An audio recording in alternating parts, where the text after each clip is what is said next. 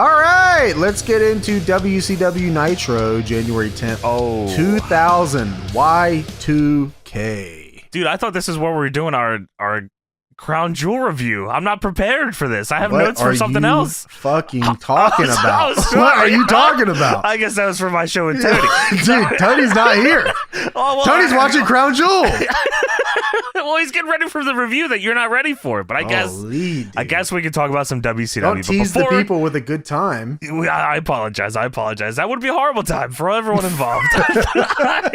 But before we get into WCW, let's take a look at the wrestling news around the world around this time from the Wrestling Observer newsletter from the Observer, December 27th, 1999. A lot of WCW news across the board here, by the way.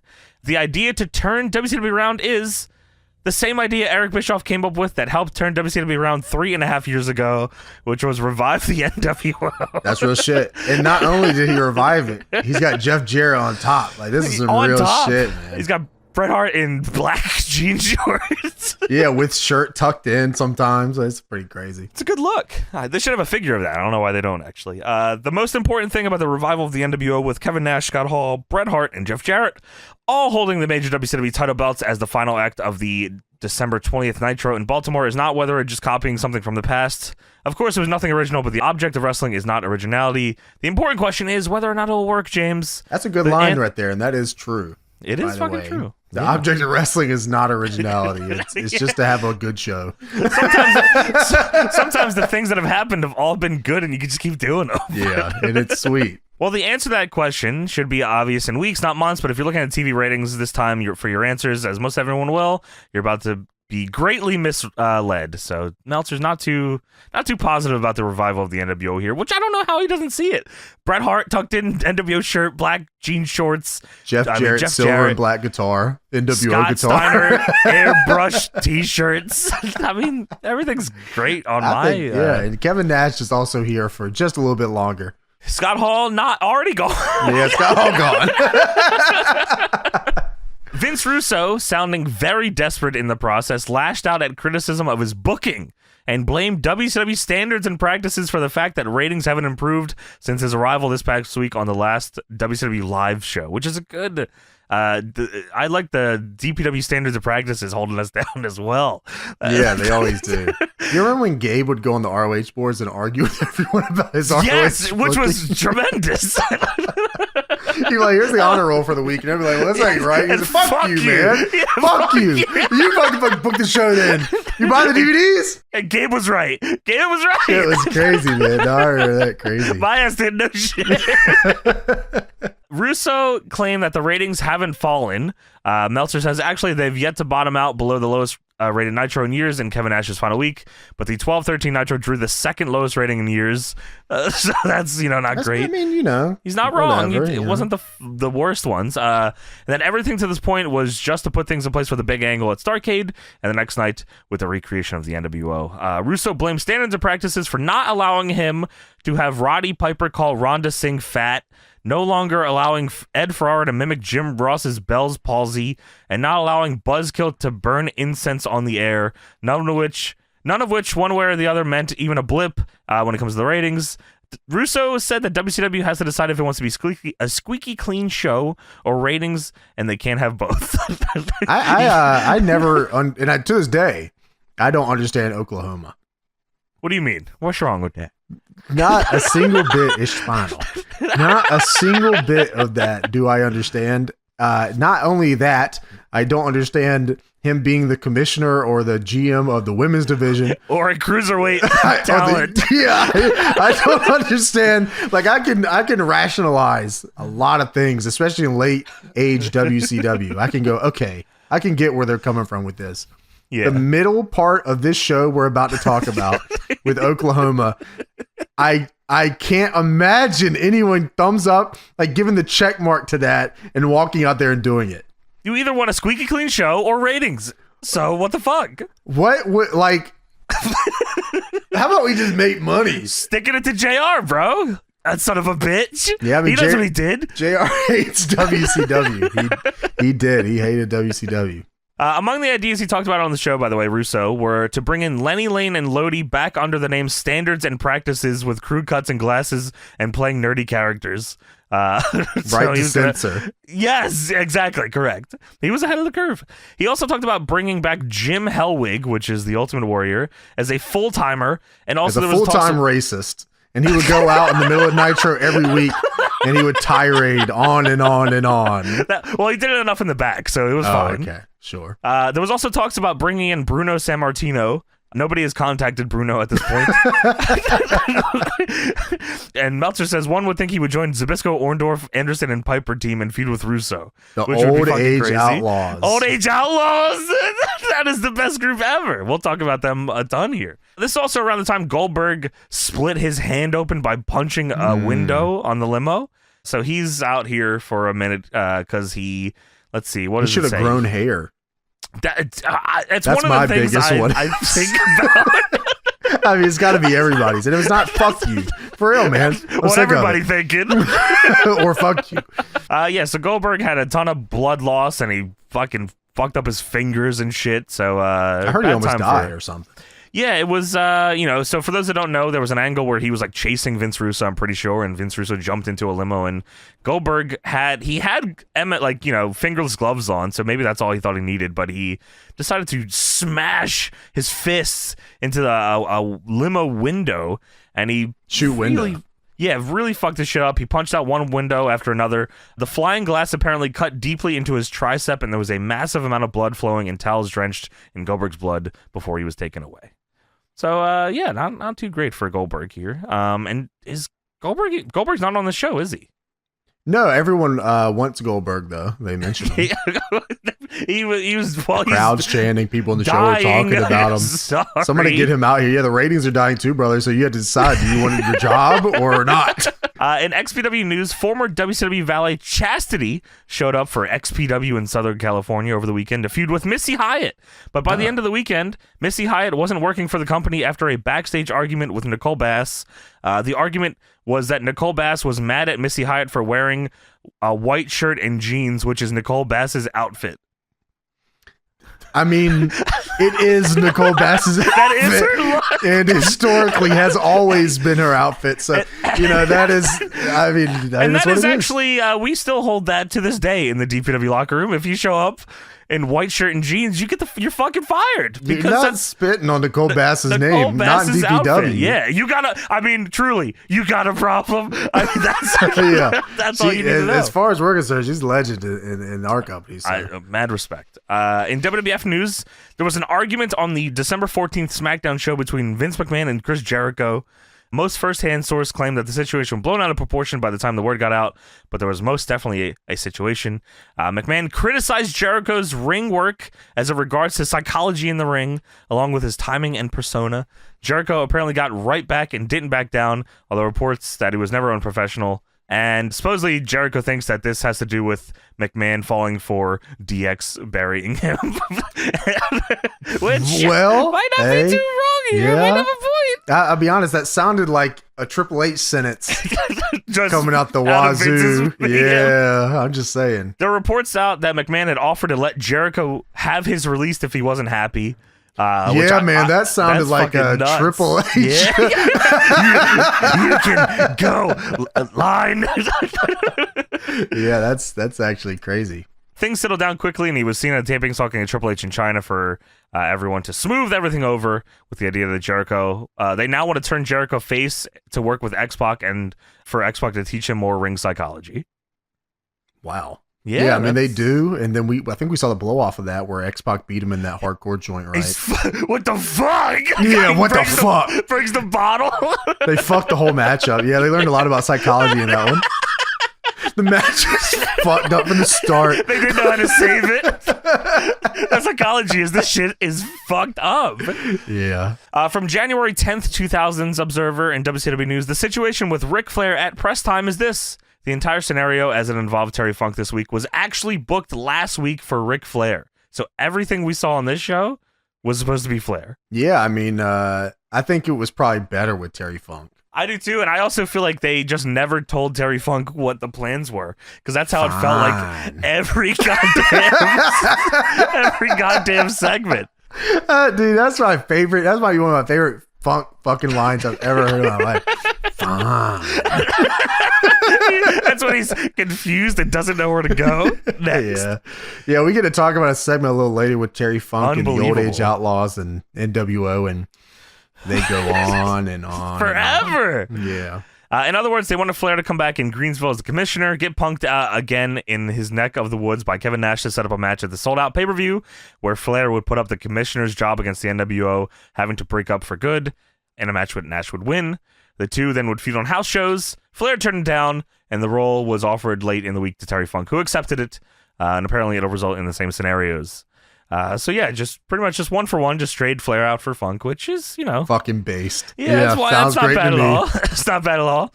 It's also no secret that Scott Hall isn't happy about his suspension, and that he and Kevin Nash have been talking about wanting to leave to go to the WWF once again. And this ain't walking away from that money. This is January 2000. So it is. We're still got a year left. We still got a year left here, and they're already trying to go back to the Fed. Alternative Press, in its year-end issue, named ICP its Band of the Year. In an interview with them in an issue, there were a few references to pro wrestling. Violent J said, quote unquote, "One thing that came out of wrestling, we're addicted to painkillers now." Oh. But just on the road. Oh, okay. Well, the thing is, we're still like super nerds. We want to know how to get any pills ourselves. If we were going to, we'd be asking people, did you get an operation recently? Bumming fucking painkillers off dudes like they're fucking American spirits. Dude, American spirits. Yeah. Oh, yeah, brother. Holy we're on the road, shit. dude. Oh, American spirits on the road, brother. We only on the road, though. I'm addicted to American spirits. That's a Tony cigarette for sure. Yeah, no, 100%. And last couple things here from the Observer from January 17th, 2000 in WCW News. Kevin Nash missed the weekend's house shows. He was scheduled to headline against Sid Vicious, claiming a concussion suffered allegedly when he was hit by a rubber crowbar by Arn Anderson, which we'll talk about on the show. They like to call that walking CTE. That's a real thing. He gets a lick back. Vince Russo called a meeting of everyone to try and air out any problems on January 3rd and tell people that if they had a problem doing anything asked of them to come to them about it, probably stemming from Bret Hart's reaction after being asked to run Sid Vicious's car over with a monster truck. The meeting seemed to go along fine for a while, although when Russo told the group he was giving the tag titles to David Flair and Crowbar. Oh my fucking God. Sid walking out. My car! Yeah, 22. Oh, man. Shit, dude. Bret Hart said, what the fuck? The car is like, it is so flat. It is so flat. And oh, man, I just remembered that angle. That is so funny. Legendary. Wow. It's legendary. Wow, he jumps on the car. Why me? Dude, that shit was Goldberg! The fucking car's flat. Sid might be the best wrestler ever. Throwing a tantrum on it. Dude, Sid and Jeans is gotta be top 5 best. Like most wrestlers of all time. And people didn't even want to see his ass. They want to see him do run-ins and shit and like beat people up. And that's what he did DCW. The Millennium Man. I don't give a fuck. Come in, choke slam, powerbomb. I don't give a shit. Yeah, that's just dope, man. That's really what it's all about. Not everyone has to be Goldberg. Not everyone's got to be a goddamn 15 to 20 minute guy. I'll take 2 from Sid. Holy shit. Yeah, man. Shout out Sid for real though. In the Jeans too, man. Like he's on the show and he looks incredible, but I love him talking, man. He's got such a cadence to him. He's I don't remember who we were talking about. Mike Awesome. Mike Awesome's like, this guy has to be a wrestler. Like he can't do anything else. No. Sid Vicious is another guy like that. Yeah, no way. Or he can play softball, but I think he should wrestle. Fuck the softball stuff, man. Yeah, wrestlers, can you stop trying to do the fucking baseball shit for real? It's like it never works out here. But yeah, when Russo told the group he was giving the tag titles to David Flair and Crowbar because they had been working so hard and he wanted to reward good work, it didn't go over with anyone because of the feeling that having them as champs destroys whatever value the belts have. Come on, man. David Flair and Crowbar? You know, I think they're probably wrestling in t-shirts. Probably kind of right there. I mean, no, come on, man. I'm gonna have to, as a WCW tag title guy, I have to say, I'd put my foot down on this one. You don't remember their legendary run here? I think, I think that David Flair was having trouble running the ropes. We actually see David Flair's crazy stomps later, by the way. Very hard worker. We'll talk about that a little later. That's true. At one point in the meeting, Nash started complaining about the food and the fact that they have to be in the building by 1 p.m. and can't tan and be in the gym, and the catering was so bad. The fucking food is bad here. Fucking, I'm going to WWF. Bro. Fucking food, He's bro. just looking for shit now, right? Yeah. He yelled at David Crockett, who was in charge of the food. It wound up that Gary Jester arguing with Nash over the food. It was brought up about bringing weights to the building so guys could work out, but Perry Saturn complained that they couldn't get the kind of workout they need because it wouldn't be well equipped enough. So this the meeting where Vince Russo said, if you got a problem doing anything, let me know. Kevin Nash complains about food, and Perry Saturn says your weights suck. Yeah, I mean, 1 o'clock call time, you can definitely still hit the gym. You just gotta wake up a little earlier. Yeah, right. I mean, here I am. I'm gonna put over Jake Something real quick. He did exactly that. That was our call time for that day, and Jake Something still went to the gym. He was the first guy there, too. First guy there, still went to the gym. Did the pictures, did the promos. Came back, still first gym. guy there. Yeah. Yeah. That's a conversation for a different time. That's a legendary run right there. Yeah. That's a conversation for a different time. But, yeah, shout out Jake Something, man. That's the dog. Yeah, he's based.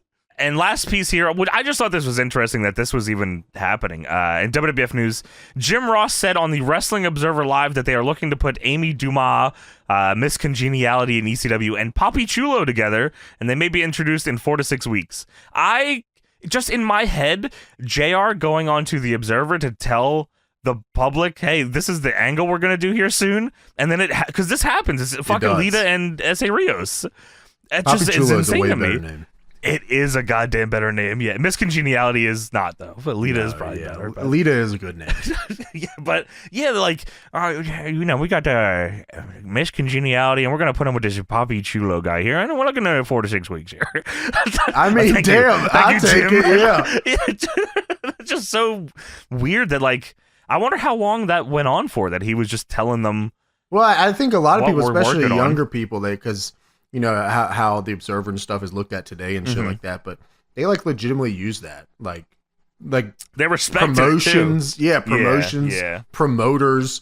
Historically, Dave has worked like very close with a ton of wrestling promoters over time. Yeah, sure. It's not like that really nowadays.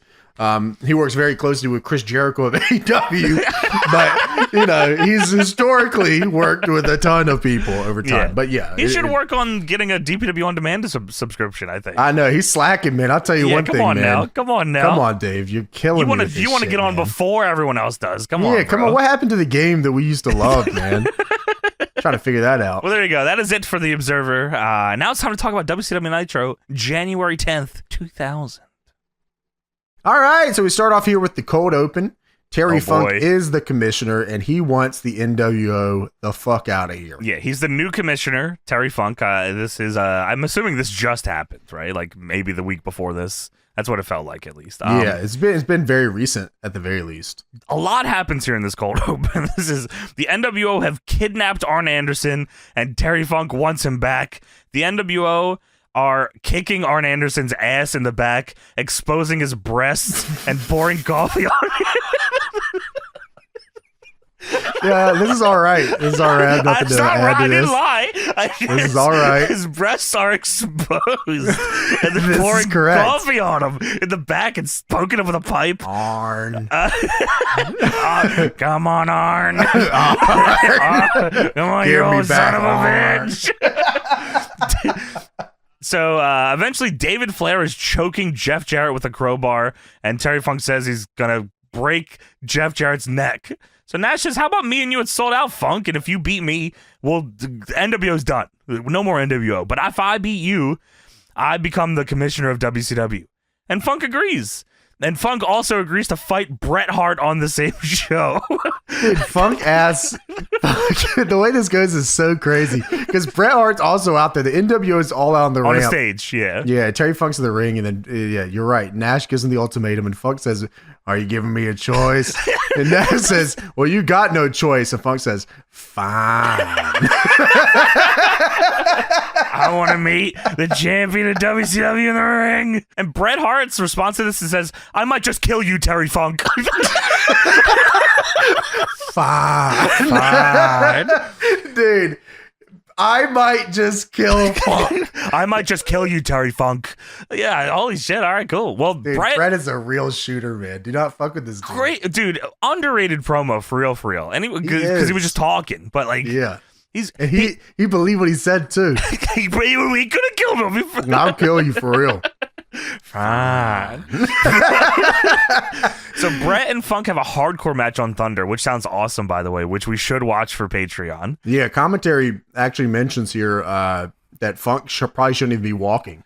Is that right? Yeah, and they say that for many years after this in many companies. Right. He goes on to win the XPW title after that. Yeah. He's like he just had a surgery or something. He's like, I don't even know he should be walking or anything. He's a hardcore match with Bret Hart. Well, they also maybe knew that Kevin Nash was going to try to kill Terry Funk on that one here. Yeah, that's true. So Arn Anderson tries to put on a referee shirt in the back, but he's too hurt because he's got coffee all over his breast. He can't get the shirt over the titties. So David Flair puts on the referee shirt and he locks Arn Anderson in the room, which I was like, this is a swerve. Like, David Flair's coming out here and he's going to beat the shit out of Terry Funk. Mike Tenay says, well, he's trying to protect Arn from the NWO, so he locked the door. So someone said that. Yeah, I would have thought he's turning on him. Exactly. So the NWO come out, they beat the fuck out of Terry Funk, and then here comes David Flair. And I said, all right, well, he's gonna fucking beat up. Yeah. Well, no, David Flair comes out and immediately gets fucking punched in the face and dies. Yeah, that's right. Fuck you, man. And then Kevin Nash loads up Terry Funk on the stage, and there is a spot on the stage where Terry Funk is meant to go through. And Kevin Nash power bombs him 12-6 right before that spot. Yep, and it was awesome. It was so fucking sick. But Terry Funk's head hits this before the stage spot, and then he just crumbles into the broken part of the stage. It was gnarly, man. Yeah, I don't know if there's anyone better than Terry Funk. Having Terry Funk as the commissioner was, even though it wasn't the original plan, was a great idea. He gets to talk every week, and he's gonna just wrestle because he's Terry Funk. Yeah, that's pretty sweet. And he's willing to get power bombed incorrectly off the stage. And he probably didn't complain either. No, he said next week I'm gonna fucking catch you on fire. Which is, I guess that's fair. That's 1-1. I think that's a good receipt. Yeah, I think so too. So Funk shows up in a limo with the Old Age Outlaws, which is Larry Zbyszko. We don't know that yet. Yeah, you're right. I guess I don't even know if that's their actual name, but they definitely call him that. They call him that on commentary. So yeah, they do. He shows up in a limo with Larry Zbyszko, Paul Orndorff, and Arn Anderson. Yes. And it's the funniest fucking thing I've ever seen. They are so old. Dude, Terry Funk coming out with the jacket and the regular Terry Funk shirt on. And a white bandana. Nuts, man. Dude, and this limo had the WCW bird shit logo on the side of it. This was a WCW limo. Yeah, Paul Orndorff is running the power plant right now. He's kicking dude's ass crazy. Yeah, man. Dude, you were getting beat up. Because I didn't know Orndorff was still moving like this at this time. He was beating the shit out of some trainees. I know that for a fact. Sadly, the power plant boys end up giving him a receipt much later after this. Oh God, you're right. Yeah, it's a receipt that he can't come back from. They break his neck and end his career. It's what Holy shit, man. Should have been a little tighter on that one, brother. So yeah, you're right. It's the bird shit logo. Yeah. This is not only the bird shit logo era of WCW, but we're in the ass end of them still using the bird shit logo stage. And I love this set. We've talked about it in the past. This is a very underrated set, one that doesn't get remembered quite well. Historically, this era of WCW is looked down upon. This logo has been kind of dragged in the mud. And not only is it looked down upon, it's not even really mentioned. It doesn't exist. They spent most of this era, because I was talking to you about it, they spent most of this era where the ring was just gray. There's no logo branding very or anything. Strange. Yeah, that's very just strange. a gray ring. But now they have it super locked in. They have the bird shit logo stage, which is actually the big WCW logo with truss and like the actual logo. That's awesome. It pulls apart in the middle and people come through the middle. It's fucking awesome. It's not in a couple video like WCW games, but none of that are good. Yeah, like it's not historically no in these games, especially WWE games, which they have the rights to. Yeah. They just don't do it. But you can pull it apart and like they come through the middle and there's screens in the back. So like the screens are still there. There's screens above too. Yeah. There's screens everywhere. Yeah. But the problem is that for whatever reason they shoot it strange. Well, Russo decides that like when they because it wasn't like this when Russo first came in, but then because they were doing the powers that be stuff, right? Yes, that's right. But then for whatever reason, Russo said, "I'm going to be on fucking TV. We're going to do the big Tron like WWE, and we're going to format the show just like WWE." And like, it killed a lot of shit really quick. And not that I disliked the big one, like. The gigantic ass screen was kind of cool. I actually didn't mind it. In this little starry background, I thought it was kind of cool. But when you have which one? The one that's after this, like the gigantic. The one that's like more vertical, not the one that's like extended. No, right. More, yes, that's right. Yeah. Because they don't even keep that one for that long. It goes to the extended stage. Yeah, that's right. Where they come out of the side. So because they said we need the screen bigger. Yeah, goddamn, you're right. Yeah, because you're right. The one with the Tron in the middle is where cool. It has the starry background, or not the starry background. I'm sorry, is the one in the middle, and it has. There's one for a little bit where there's the middle piece, and then the back plays the video in an even larger. That's right. Yes, format. That's the one I'm talking about. Yes. Yeah, that one's cool. Yeah. That is cool, and not only that, it's like they took the original stage with the multiple trusses and then just blew it up and put a screen on it, right? And it's still a set. Cool. If like the big fucker just looks like a big ass screen, I don't know. Yeah, and they come out of like a little side piece, and they're like, "Hey, how's it going?" Yeah. So yeah, it's definitely a de-evolution over time of this set. But it was still very cool here. Every time we watch WCW, we will talk about this. I promise you. You're going to get this talk every fucking time. Because you need to know. You need to know. And some of you are new, and you know, you just got to. It's actually surprising how many new people there are. Yeah. Hey, shouts out to all the new people here. I'm glad shout out everybody, man. We got here doing it. Looking good. This is the first time we ever watched this fucking set. I know. So we get to finally enjoy it. Yeah, I know. It's very fucking cool. And like, if you go to the arena and you see this big ass fucking WCW logo and it pulls apart and the smoke comes out on the screen, I'm like, this is the coolest shit ever. I think we talked about it a little bit off podcast before, but the stage building is like, we're so out of that. It's a lost art. It's a lost art. We're so done with stage building. Yeah. It's like we got whatever we got, and like that's just can you see the screen or not? Yeah, right. Yeah. So it's cool to still have this little bit of era here. Yeah, now it's like bigger is better.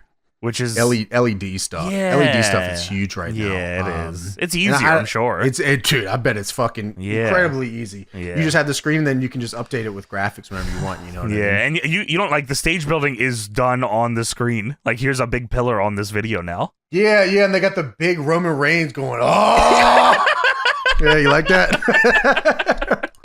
I like the Judgment Day one. Shouts out the Judgment Day. I have legit. What is it? I've never seen it. It's like they're like a big like tree. That's the schism. Whatever, man. I don't watch. I hear you, man. That's real shit.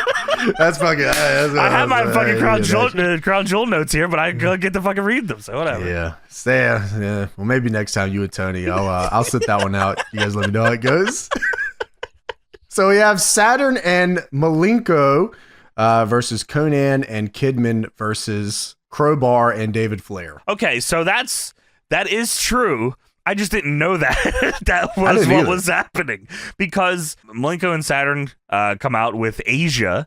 Asia is the Revolution's teammate, and she is Asia because WWF has China. That's what I say. We've talked about this before, right? Yes. I just want to. Some people might not know. Yes, you'll get the folks. Yes, of course. ASYA is Asia, and China, of course. Is it ASYA? It is ASY because China's CHYNA. Yeah, we'll talk about this a little bit later when she has her segment with Oklahoma And man, I mean, you gotta see this to believe it. But we got a little bit of show before we get to that. Sure. So. Asia and the franchise are with Saturn and Malenko because they're the Revolution, and Conan and Billy Kidman are with Storm's group. Rey Mysterio. No, this is OG Revolution, bro. Mahabali Shera. Sadly, no. I wish. So on Thunder, the Revolution jumped Rey Mysterio and trio-woed him and stomped him into oblivion. Dude, this era of WCW, Rey Mysterio is getting shit on regularly. A lot. He's just getting his. Well, they took his mask off. It's like, I'll beat his ass, man. Look at this small little dude kick his ass. Yeah, man, who's gonna fucking kick his fucking ass? That's definitely what they looked at that as. It's like, look at this little dude kick his ass, stomp him out. And they did constantly every week. So the match starts, and then all of a sudden, David Flair and Crowbar run to the ring. Commentary completely isn't paying attention to this. They get in the ring, and then they're like, and Tony Schiavone's like, "Oh, this is a three-way dance for the tag titles." I said, "What the fuck are That's you right. talking That's about?" Right. That's right. Perry Saturn does a mother effing bomb to Billy Kidman, and then backdrop drivers David Flair. Dude, he had a whole bunch of All Japan 93 moves he had to get in real quick because he knew that he was going to be jumping off some shit later. That is fucking unbelievable. Mike Tenay on commentary asks, he says, Shane Douglas, how about because there's supposed to be a mystery partner for the Revolution Filthy Animals tag match at the pay-per-view. Sold out, by the way, which is in 6 days. This is go home to that. And Tenay says, Shane Douglas, how about this mystery partner? And Shane Douglas says, the franchise, damn it. It's the franchise, get it right. He's just entirely not Shane Douglas anymore. Yeah, he's just the franchise, like Total Package. And you're TV? Yeah, that's right. Don't call him Lex Luger. That's not his name. Anytime the fucking franchise talks about this mystery partner, he repeatedly, like 3 times, I swear he says, whoever it is that's gonna knock your rocks off. The fuck does that mean? It's The Rock. Oh my. La Roca is in WCW. He's gonna be stone cold. Yeah, I would start just doing that shit, whatever. I don't even know if anyone's watching WCW at the point, so you want. No, probably not. There's apparently no tags in this match too, by the way. No tags at all, baby. Scramble tag. Yeah, I guess they didn't say that. Well, they didn't say a lot of things. There's also a lot more rules that I find out very soon after this. Yeah, you're right. There's actually more rules than you could ever believe until there isn't. It's crazy. So Flair and Crowbar are beating up Billy Kidman and Conan with a pipe and a crowbar. That's when I find out this match is no disqualification, because that's fine to do. That's right. And then after that, Dean Malenko and Perry Saturn get out of the ring, attack Rey Mysterio on the floor, and then start attacking him up the ramp. And I said, what is fucking... This is for the tag team titles. They don't want the tag titles? What's happening here? Who is the champions? It is... I think David Flair and Crowbar are the champions. I think David Flair and Crowbar might come out with them. Do they? Okay. I think so. All right. Well, Perry Saturn jogs. Not like it matters. Up the. It does not fucking matter. Perry Saturn jogs to the back, and Shane Douglas. Sorry, the franchise. I apologize. Yes, on please. Commentary says, all caps. He yells, "What is that idiot doing?" Talking about Perry Saturn. Perry Saturn is now going through like the riser seats. He's just going through the crowd. Franchise is now joining in on attacking Rey Mysterio at the ramp. Someone's got to kick his ass. Dude, this is insane. Dean Malenko and Franchise load Ray up on a table. Perry Saturn is on the seats above that. Perry Saturn jumps off of them, splashes Ray through a fucking table. It's gotta be 20. It's really gotta be 20 feet in the air. It's a New Jack-esque dive. It's gotta be 20 feet up there. Yeah, it's definitely unbelievable. It's definitely the top of the post plus another probably 7 or 8 feet. Yeah, it's pretty. It's awesome. It's a fucking sweet spot. And they get a fucking awesome shot of it all the way from the bottom. Yeah, it shows them all the way from the bottom falling down on. And the table breaks like shit. It's like it's very good. So Franchise, who had just helped in assisting loading Rey Mysterio up on this table, looks at Perry Saturn and says, "What are you doing? You nuts?" Dean Malenko is throwing his arms up in confusion at Perry Saturn after he just loaded Rey Mysterio up on a table for this spot. Everyone is confused. You're confused. I'm fucking confused. Even more so. David Flair runs in and pins Perry Saturn on the floor and wins. This is a crazy sequence. Yeah, so splash off the top from 20 fucking thousand feet in the air. Someone not in the match. You're right, brings the gurney out to, I don't know who the gurney's for, but it's for somebody at this point. Could be for Saturn. I think he blew out his ribs, or it could be for Ray, who isn't moving. He's dead. David Flair runs over. Malenko is very confused. He pushes Malenko out of the way. Malenko doesn't like wrestling sell it because he's very confused on what's going on. He's like, he gets pushed to the side, and like David Flair just comes over and he pins Saturn, and Malenko's like, I don't even know this is a Falls Guy Anywhere match. I don't know what the fuck's going on here. I'm sure that they did the jump or whatever, and they said, you need to go pin him now. Push him out of the way and pin him. Because this was the craziest. Commentary didn't know what was going on. No rules were set. Scramble tag. Jump off 100 feet. Falls Count Anywhere match between 3 teams. Fine. And the best part is that apparently Terry Funk booked all this on the fly. That's what they said. Do they say that right after this? That's right. Right after this, they say that. So yeah, Terry Funk. They go to the commentators right after this match, and Shivani says, "This is usually where we give you the rundown of the matches on the show, but Terry Funk told us he's booking on the fly. So this is just a match that happened, which is exactly what it feels like. It feels like they just said, "Hey guys, we need you to go out first match, and Perry Saturn's got to jump off this fucking balcony." Fine. They run down a few of the other things here. Stevie Ray has betrayed Booker in Midnight and hit them both with a slapjack very hard on the back of the head and stomped him out too. DDP and Buff Bagwell are feuding over Kimberly Page. DDP believes that Buff Bagwell is fucking Kimberly. Buff Bagwell says, we are just friends. Fuck my wife. If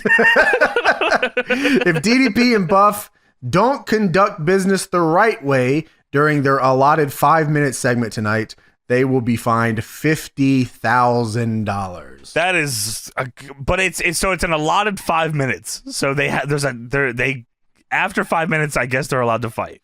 After 5 minutes, they had to get the fuck out of the ring. They were allotted 5 minutes in their segment, so they go a little bit over tonight, and somebody got yelled at. There's a lot of 5 minutes, and it's not for matches. So we go backstage. It's Scott Steiner's birthday! Yay! Big Papa Pump birthday! Big Papa Pump. Is his birthday shoot Jan 10th or? Scott Steiner's birthday is. You guessed it, July 29th. Yeah, let's go. Well, that's probably, this is Scott Steiner's birthday, which is January 10th. Well, July 29th is whatever his real name is. Scott Steiner. Oh, Scott Breaker. Yeah, that's his birthday, July 29th. It's not his dad. So, sorry. I don't watch. NWO has gotten Scotty some women tonight to celebrate the big bad booty daddy's a lot of them birthday. It's his 21st birthday, they say too.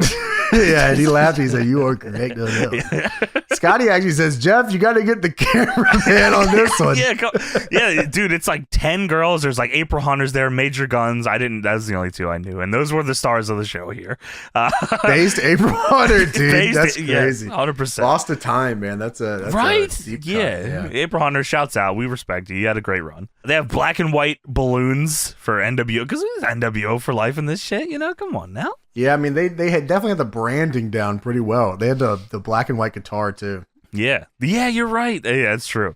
But yeah, so it's Steiner's birthday, and that is something to remember for this whole show. Yeah, it's like it's the glue to this episode. Yeah. So it cuts to Terry Funk and the rest of the crew as they leave backstage. They're all sitting there. Like, look at Scott Steiner's birthday party. Yes, that's exactly what they're doing. They're sitting there. It's Funk, Zbyszko, Orndorff, and Arn Anderson sitting in a very small room together watching a very small monitor. And when it shows them on screen, like, I don't know why, because this happens throughout the show too. You just hear a couple dudes just go, whoa. That's me. Backstage. I'm celebrating Scott Steiner's birthday. The old dudes are getting no play back here, no pussy for the fucking old guys back here. No Scott Paul Steiner's, Orndorff pussy? No, fucking not at all, man. Fuck this company. That's why I go to WWF. Well, that's why he's beating up the power plant kids. And that's why they're beating him up too.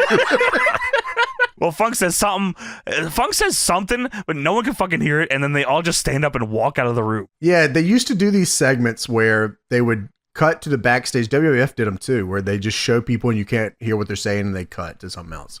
Yeah, like, right. For whatever reason, WCW in this era would cut to this. You can't understand them, and then just stay on this for a long time. Awkward amount of time. Like, no one's really producing it. It's just like, hey, just go until we tell you not to go. We go back to Scott Steiner, and he tells the ladies that, he's getting it on tonight. There's enough Big Papa Pump to go around. He said, I've done this before. And the secret is you got to pace yourself. Well, we'll see later tonight. Big Papa Pump listens to his own advice. Big Papa gets 2 of the girls and goes into the room with them. That was April Hunter and Major Guns. Please fucking put some respect on the top freaks here in 99, 2000. I don't think that's correct. I think... she ain't there yet. I think Big Papa Pump's got freaks all day coming in. You know what I mean? I think things change pretty quickly for Big Papa. So we get to the Oklahoma Town Hall. Oh, dude. I'm like... So the JR music hits, the Boomer Sooner. And I'm like... there was like a second, like at least 5 seconds where I was like, why is this playing? And then I like completely forgot that Oklahoma existed. Yeah, not only existed, he's a fucking huge part of the show. He's in a championship feud right now. He comes out with a broom and barbecue sauce, of course, because the broom? Because yeah, I don't know. But because of what he says here. Well, he has a lot to say here, James. Oklahoma says, I got something to say. That's what he says. This is crazy because I don't have to explain why this is crazy right now, but anyways, keep going. I just got something to say tonight, James, and it ain't politically correct, but it's the truth. I'm sick and tired of all these hoochies around here that don't realize that their place is in the kitchen, barefoot and pregnant. What they don't realize, they just show a random shot of a woman here just sitting there. Any of them, yeah. If they ain't barefoot and pregnant and cleaning up after men like us, the real men, then real men like us, like me, just ain't got no use for them. But this Medusa, she needs to learn her role. That silicone freak needs to realize. That's fucking crazy. Fucking crazy. Medusa is the cruiserweight champion of the world right now. Just so everybody knows. Yes. That silicone freak needs to realize that where she belongs is bringing her husband his slippers and his beer. And if she can't do that, she ain't no goddamn good. For some reason, during that part, they cut to the crowd to show someone holding the smallest sign ever that says genetic freak. I don't know why. They did that was for Oklahoma. And now I'm out here tonight because I want to send a message to old Medusa. I want to give her a little taste of exactly what's going to happen, which because he is wrestling Medusa for the Cruiserweight Championship at the WCW pay-per-view. That is what is happening here at WCW Souled Out. And when I take that WCW Cruiserweight title from around her cellulite-riddled waist, I'm out here to issue an open challenge to any woman who thinks she can beat old Oklahoma. So bring your fat ass down here and let's have ourselves a good old-fashioned slobber knocker. Also, shout out Archie Bunker and Ralph Cramden. Yeah, that's right. Oh my God. He shouts out the legendary worst guys ever. Archie Bunker and Ralph Cramden. He said Ralph Cramden would have beat the shit out of Medusa. And now I'm going to do the same thing. Well, guess what happens? Shockingly, Asia answers the challenge. Asia and Oklahoma is obviously not happy about this. Asia backflips to get into the ring off the top. I just want to break this down really quick, just so everybody knows where we get into the actual, because it's a match here. It's a sanctioned match here, Oklahoma versus Asia. But I thought I would just break this down real quick for everybody, just so we understand where we're at. So we're on the same page. Oklahoma is Jim Ross. What? No, it's Oklahoma. Oklahoma is Jim Ross. Boomer Sooner. No, it's not. Challenging Medusa, who is the current cruiserweight champion of the world. Right. Oklahoma is Jim Ross challenging Medusa for the cruiserweight title on a pay-per-view that you paid for. Correct. And tonight, Oklahoma, Jim Ross is fighting Asia, China. This is like a Fire Pro match. I just want everybody to understand what's happening right now. And we just got a shout out to Archie Bunker and Ralph Cramden. No, so that's where we're at right now. I don't see the connections at all here, to be honest with you. We have Oklahoma versus Asia. And so Asia pushes Oklahoma and he bumps and he begs off. He doesn't want anything to do with Asia here. So Asia turns her back to You know what? I actually don't know why she fucking turned. Why did she do this? She turns away from him. Shockingly, Oklahoma. The indie taunt. Yeah, you're right. You're right. Oklahoma bumps Asia to the floor, stomps her out on the outside. So now they're fighting, just on the floor fighting, and music hits. No one's fucking selling it or paying attention to it. Asia scoop slams Oklahoma on the floor. And then it shows it cuts to the stage finally. Medusa, blue wig, blue boa comes out with the Cruiserweight Championship. Then it cuts back. Asia is full-on Homer Simpson goozling Oklahoma, and he breaks a bottle of barbecue sauce over her head. Everyone out here got the goddamn glass barbecue sauce bottles. Dude, he annihilates her with her. There's barbecue juice all over the fucking place. Medusa's fucking just bouncing away the ring. Medusa with the blue wig. Yeah, man. Huge tits. Cruiserweight title. Having to wrestle goddamn Oklahoma. Walking down as Asia gets hit with a glass barbecue sauce bottle. On the outside of the ring, barely caught by the cameras. Almost missed it. There's barbecue sauce all over the fucking apron. What the fuck is going on here, man? What am I looking at? Oklahoma, Jim Ross starts stomping out Asia, China.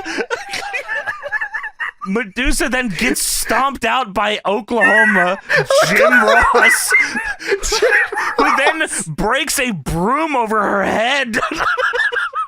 She's the Cruiserweight champion of the world. She walked down to the ring in blue wig and huge titties, and then Oklahoma Jim Ross beat the shit. Broke a fucking bottle over Asia, China's head.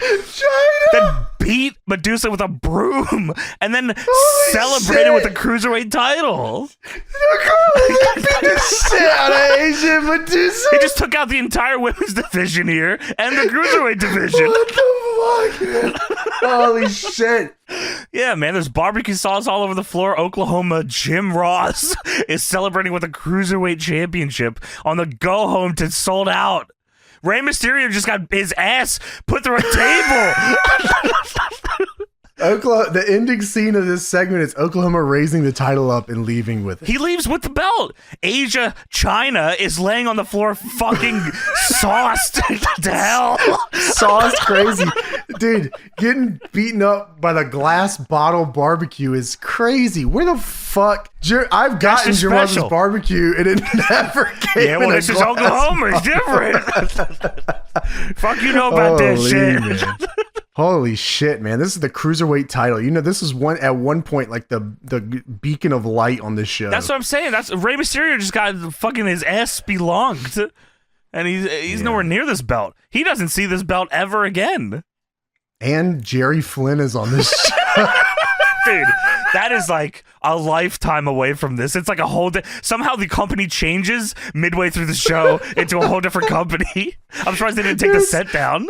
There is so many angles and so much shit that happens in an hour and 30 minutes of runtime. It's gotta be. I mean, TNA was sometimes like this too. Everyone puts it. It's just a Russo thing. Nothing will ever touch this. Wow, they could have gotten any Goomba off the internet to book this shit. You know what I mean? Like, holy. So NWO were backstage checking on Scott Steiner. Yes. Because they're about to head out there. Well, Steiner's fucking. He's busy. It's his birthday and he's fucking. He's doing his thing, man. Oh, also they showed Terry Funk and the boys walking through the backstage area, and Terry Funk now has a branding iron. Yeah, he uses it like a cane. So they play the Macho Man Slim Jim commercial. They keep that in there. Oh, yeah, man. He's in a straitjacket and he breaks out of the straitjacket because he really was some Slim Jim. I hear you, man. That's probably why you're in there, buddy. He's not on the show. He's in the insane asylum eating Slim Jims. Yeah, he's not on the show. You're right. So we have Terry. Well, he's probably beating up Hawk or something at a concert. So we have Terry Funk and the Old Age Outlaws. Oh, no. This is unfucking believable. Terry Funk comes out with Paul Orndorff, Larry Zbyszko, and Arn Anderson, and the crowd boos them. They boo them the whole time because they are old and they are not the NWO. They don't give a fuck. Yeah, so they replay the Nash power bomb to Funk through the stage, and it is so fucked up. They replay it like 3 times. It is unbelievable that Terry Funk doesn't... Just to make sure you saw it. He doesn't die. How does he not die there? Because he's Terry Funk. Any regular man, you know what I mean? That's what I'm saying. Like, Flair got lucky that he didn't do this shit. You think Flair would have taken that? The fucking powerbomb 12-6. Yeah, I don't know. Maybe that was like a fuck thing. He said, you should powerbomb me 12-6 right now. And fuck it up, Fine. Too. It won't be as cool if you don't fuck it up. That's true. Well, Funk is on the mic here. He says, big sexy, dead man walking, dead man still walking. He says, you're going to have to do more than put me through the stage to get the best of this old man. Someone starts chanting asshole at Terry Funk. This is great. This supposed to be the baby faces here. Well, Funk says, if it's war you want, it's war you got. He says, you see these 3 guys behind me? I picked them up off the unemployment line. Dude, she looked right at them when he said that shit, too. God damn. He's talking, check your own pockets, Terry Funk. God damn. He said, these 3 guys are my 3 guys, and we are the Old Age Outlaws. Dude. Why the fuck did they do this? I was gonna talk about that for a second. The glazing is crazy, dude. I can't believe that, like, you know, especially because we talk about later on, and they actually start to get away from it. But during this era specifically, they were fucking glazing WWF so hard, bro. Yeah, that shit is fucking unreal. Like, I actually can't believe how much bullshit there is that they just 1 to 2 took from WWF, or like it was like a rib. Or this like, was definitely meant to be a rib, which is crazy because like this is supposed to be a serious group of legends, and they call themselves the Old Age Outlaws. All right, man, crazy, and it's also it's kind of crazy, really. I don't know if it's really funny in any way, but it's fucking crazy that Arn Anderson and Larry Zbyszko aren't over in WCW anymore. No, this is like a completely different audience than 96 and 97 because we've watched so many WCWs where like Larry can't even do his goddamn introduction. He's so because over. The crowd is chanting for him so hard. Yeah, it was the NWO shift probably that did it, really, right? NWO made all the legends look like bitches forever. Yeah, you're right. Kevin Nash came out all right for it. Yeah, he came out tremendous. Yeah, oh yeah, man. That's what's all like about. Even here when Zbyszko and Arn like cut promos, like and Orndorff too, like the crowd, like they have lines because they're cool. They're good at promos still. So like there's stuff that they say that the crowd's like still into, but it's like the boys come out and they say, you guys are old, and the crowd goes, yeah, you're fucking old. Yeah, the it's this era. I think if they didn't do so much WWF shit, that too. Tenay says he likes the Old Age Outlaws. He said, "Oh, I like that Old Age Outlaws." Yeah, I'm fucking. I bet you do, Grandpa. Arn says, "If it doesn't kill you, it's supposed to make you stronger." Well, they almost killed me, and I don't feel any stronger.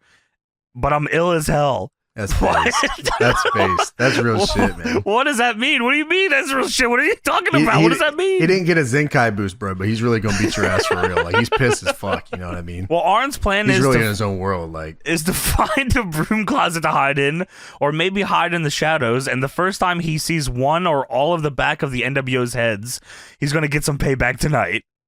That's real shit. Yeah, he's gonna press the soft spot on their skulls in, all of them. he's got 3 or 4 barbecue sauce glass bottles in. You better watch the fuck out, man, because this shit's great crazy. Sauce everywhere. Sauced. Larry Zbyszko takes the mic and he says, "Ladies and gentlemen of planet Earth, and all of you He doesn't say New World Order, by the way, which I was very upset about. Yeah, I bet he forgot about it at this point. He did. He says, all of you NWO members in the back, you're going to open your eyes and see the truth, because you're not looking at Larry Zbyszko or Arn Anderson or Terry Funk or Paul Orndorff. You're looking at tradition. And it has risen its scarred up ugly head against you. And if it wasn't for us, you clowns would not be in the wrestling business. And this is the same old century, and there's not the powers that be, and not a New World Order that's going to make the 21st century any less, make it to the 21st century unless it's over our dead bodies, and legends never die." It was a good promo. Yeah, these are the Old Age Outlaws. No! Yeah, it was a good promo. They all cut good promos. These are the Old Age Outlaws. God damn it, man. Yeah, why? Right. Like that? Yeah. There's no other name that could have... Four Horsemen. I don't know, whatever, man. They were going to call them the Old Losers, but they thought maybe this probably works a little better. Old freaks of nature. Get these guys out of here. Paul Orndorff cuts a promo saying the last 3-4 weeks you've seen these men in the front row, and it does a shot in the front row of the crowd, and it shows the following people. Reno, Elix Skipper, Chuck Palumbo, Sonny Siaki, Based. and Kiwi. Kiwi looked like Mike Tenay, sort of. Because he had the hair slicked back. That's right. He's not Kiwi yet. He's just Michael, probably. Queeman? Yeah. Queeman? Sonny Siaki. No space in that, by the way. That's just one name. Sonny Siaki obviously doesn't make it to that angle, I guess. Right? Well, he was supposed to be the guy that the franchise was talking about earlier. Oh, he's going to be the special fucking partner here. They said, never mind. He's the Rock. Shane Douglas was trying to set him up for it earlier. Yeah, well, you know. Well, Orndorff says these men are from my power plant, and they bleed every day, and they sweat tears every day. Because I tell them to run the razor every day. I punch their eye. Yeah, they bleed every day and they sweat tears. What? That's what shit. The things that went down in that place, man. There's not like that's like some super soldier serum shit. Yeah. To help keep the tradition of what we have done so many years ago, that tradition still lives. And some people think we're past our prime. And I don't know about you, but I can still stay up all night with the best of them. And if you want to get in a fight, I can still do that too. And you saw all of us get fired, and we kicked everybody's ass, and we're gonna kick here to be here tonight. And if you think these old dogs don't have another bite in them, you're wrong. Because tonight we're gonna take a chunk out of your ass. Yeah, well, here comes the NWO. Yeah, fuck these old guys. Pussies. Jeff Jarrett's in a Tennessee Titans jersey, and we're in goddamn Buffalo, New York, man. You're not supposed to do that. No, not again. I feel like we've watched too many episodes with Jeff Jarrett in a Titans jersey in Buffalo. And fighting with the fucking Buffalo Bills. Yeah, always with the Buffalo Bills. He won't stop fighting them. So Nash comes out and he says, it's kind of ironic that we go on, that you guys went on at 8 o'clock, how it worked out for you guys and allowed you guys to get your early bird dinner in. And one fan goes, Old. Nash says, Funk, I don't know if you're suffering from Alzheimer's, brain damage, or a combination of the two, but I was going to wait and do this at Sold Out, but I guess you're not just going to learn, are you? Now, myself, instead of being out here, badgering with the senior circuit, I should be buying some new suits because I want to look good when I become the new commissioner. Now, looking by your apparel, you didn't get the memo of any dress code. That's a nice Target outfit you got there, Commissioner. Shit. And then it zooms in on Terry Funk's outfit. Yeah, it's fucking face. And then Nash looks at him and says, well, what do you got to say? You got anything? You got line? You got anything to say, old man? And Funk's, oh, yeah, I do. Arn Anderson is feeding him the lines as they're going through this. Yeah. He is. Yeah. He says, is that it? Is that all you have? Don't you have anything else to say? Because if you don't, I'll tell you my role here at WCW. I make each and every match. And I'm going to make all these matches tonight. And Jeff Jarrett, you're in 3 matches tonight. Yeah, that's a booker right there. Funk says, I know you're in Sold Out in a triple threat 3-8er match. That's right. What? That's right. That's the match he's in, yes. Line. Well, let me tell you, I'm putting you in not 1 but 3 matches. The first match will be a wrestling match. Hell yeah, it will be. Let's go. Which is not true. No, it won't be. Yeah, you're right. This is not the order of the matches. Yeah, you're right, actually. The second match will be a bunkhouse brawl, and the third match will be a cage match, and every match will be against one of my very close friends. Jarrett says, that's fine. Fine. That's fine. Fine. We said, you got to do one thing for me. You got to tell me who my opponents are going to be in the matches because I'm going to kick their asses just like the Tennessee Titans kicked the Buffalo Bills' asses. Fuck you, Funk! You piece of shit! And fuck these old guys, too! Fuck this old shit! This shit sucks! Holy shit! Bring Saturn back out here! Throw him off the Tron. Anyone else going to fucking take a bump tonight? So Jarrett says, in that wrestling match, if it's going to be Zbyszko, you should tell me now, because I'm going to have to apologize ahead of time, because I'm going to stretch his ass like it's never been stretched before. What did he say? Tell him you're going to fuck him, Terry. Hey, I want to fuck you. Fuck you. All right. What?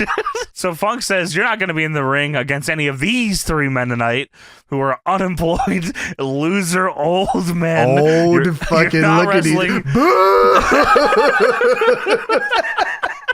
He says, you will be going against three of my very best friends tonight. This is the longest segment of all time. It's not even close to done. It's not even, like, we haven't even, who's the referee? We haven't got any of this shit yet, man. Yeah, Jarrett says, well, I just hope they don't die before they get to the ring. And Terry Funk says, well, you don't have to worry about that. Dude, Kevin Nash, I forgot what Terry Funk said. He said something. Kevin Nash whispered to Jarrett. That's what he said. He said, Terry Funk said, that he's going to have his close personal friends wrestle. And then Kevin Nash whispered to Jarrett, and Jarrett says, yeah, I hope they don't die before they get in the ring. It was Kevin Nash that told him to say that. And that was funny. Threw Terry Funk off.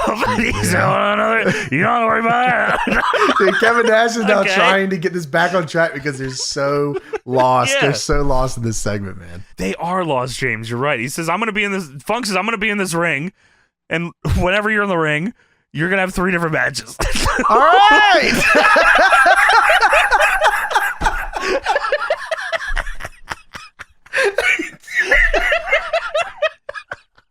You get that? Holy the shit. first match is going to be a wrestling match. Holy shit. And I'm going to be there. We know. Dude, Nash, like you said, Nash says, I guess Arn Anderson's going to be the ref, huh? You got a referee or something?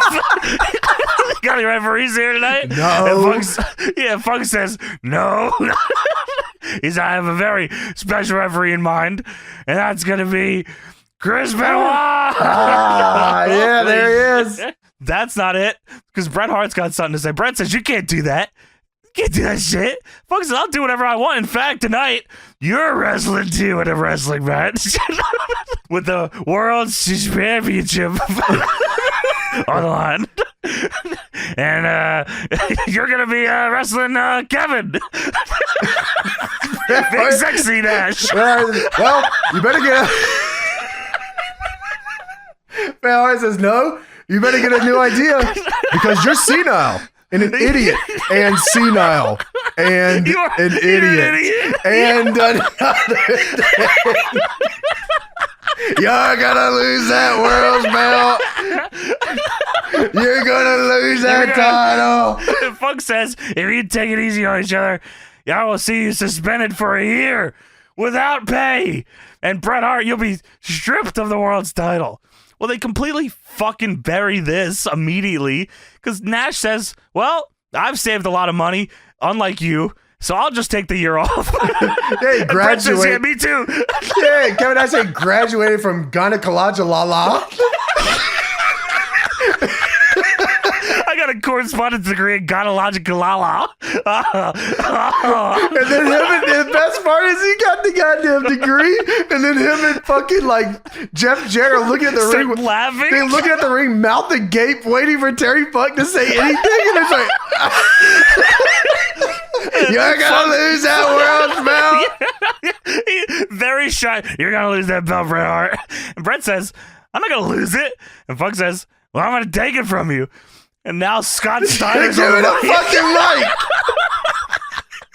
mic. Terry Funk, you old son of a bitch. Holy shit. They bleeped the whole promo here. They cut his whole mic. Like, dude, James, I thought it was just bleeped on TV. I think they cut his whole feed because he cuts this entire promo that only Steiner can hear because he's just talking to himself. And it cuts back to the ring, and Arn Anderson says, What? What did he say? What did he say? God, Steiner, I'm going to wash your mouth out with soap. Hit the music. Hit the music. Get me out of this fucking segment. Cuts back to Steiner with like 8 women on the stage. He kiss my ass. Kiss my ass, Terry Funk. Got my goddamn coordinates degree in gynecology. La la. Dude, and I have made a lot of money too. And I'm gonna take the year off. Yeah, Bret says, yeah, me too. Holy shit, man. Yeah, no, this is the most wrestling ass segment ever. Like, it's the longest, most I forgot what I'm saying, we don't know what we're doing thing. And Nash is just ribbing him. But I would not, like, I'm so glad this exists. This doesn't exist anymore. Whatever this is, like, this is a relic of time where, like, a bunch of guys that know how to talk are just out there talking. Do they have they know what they're supposed to get to, but they'll get to it when they get to it. They're legends. Sure. You know what I mean? They're going to do it. Yeah. This doesn't happen anymore. So if this happens on TV now, it ruins the whole company. Yeah, the company, they're all fired. They'll put out a message the next day. They fight and then they're fired. You're gone. And also, Sonny Siaki was here. Did everybody remember that? With the sideburns and Queeman. Queeman and Sonny Siaki and Kevin, Big Sexy Nash. There's 3. Kevin, Big Sexy Nash. Fucking ridiculous segment. Glad it exists. Had a wonderful time. Truly unbelievable, man. We appreciate this. Yeah. So we got backstage funk, but we got backstage and we're already back here with the boys again. The Old Age Outlaws. Now you can say it. The Old Age Outlaws. Old Age Outlaws. So backstage, Funk tells Arn to go out and wait for a limo because his close personal friends are going to be here, and it is cold, and Arn Anderson doesn't have a jacket. He's balding, so it's even worse. And also, they stay on this for way too long. Yeah, they just sit there and bro thinks he's the thinker sitting there, man. Crazy, man. So Buff Bagwell and DDP are walking and talking because they got a face-to-face coming up. Arn Anderson is outside. He sees the limo. He looks inside and he goes, "Who the hell is this?" That's not. Oh, sorry. I think it was supposed to be Kimberly Page arriving. It was Kimberly Page. Okay. That's right. She is very hot. She is unbelievable. I might insert myself into this DDP and Buff Bagwell feud, if I may. sadly, you may not. Oh, bummer. Well, I'll get Chris Benoit.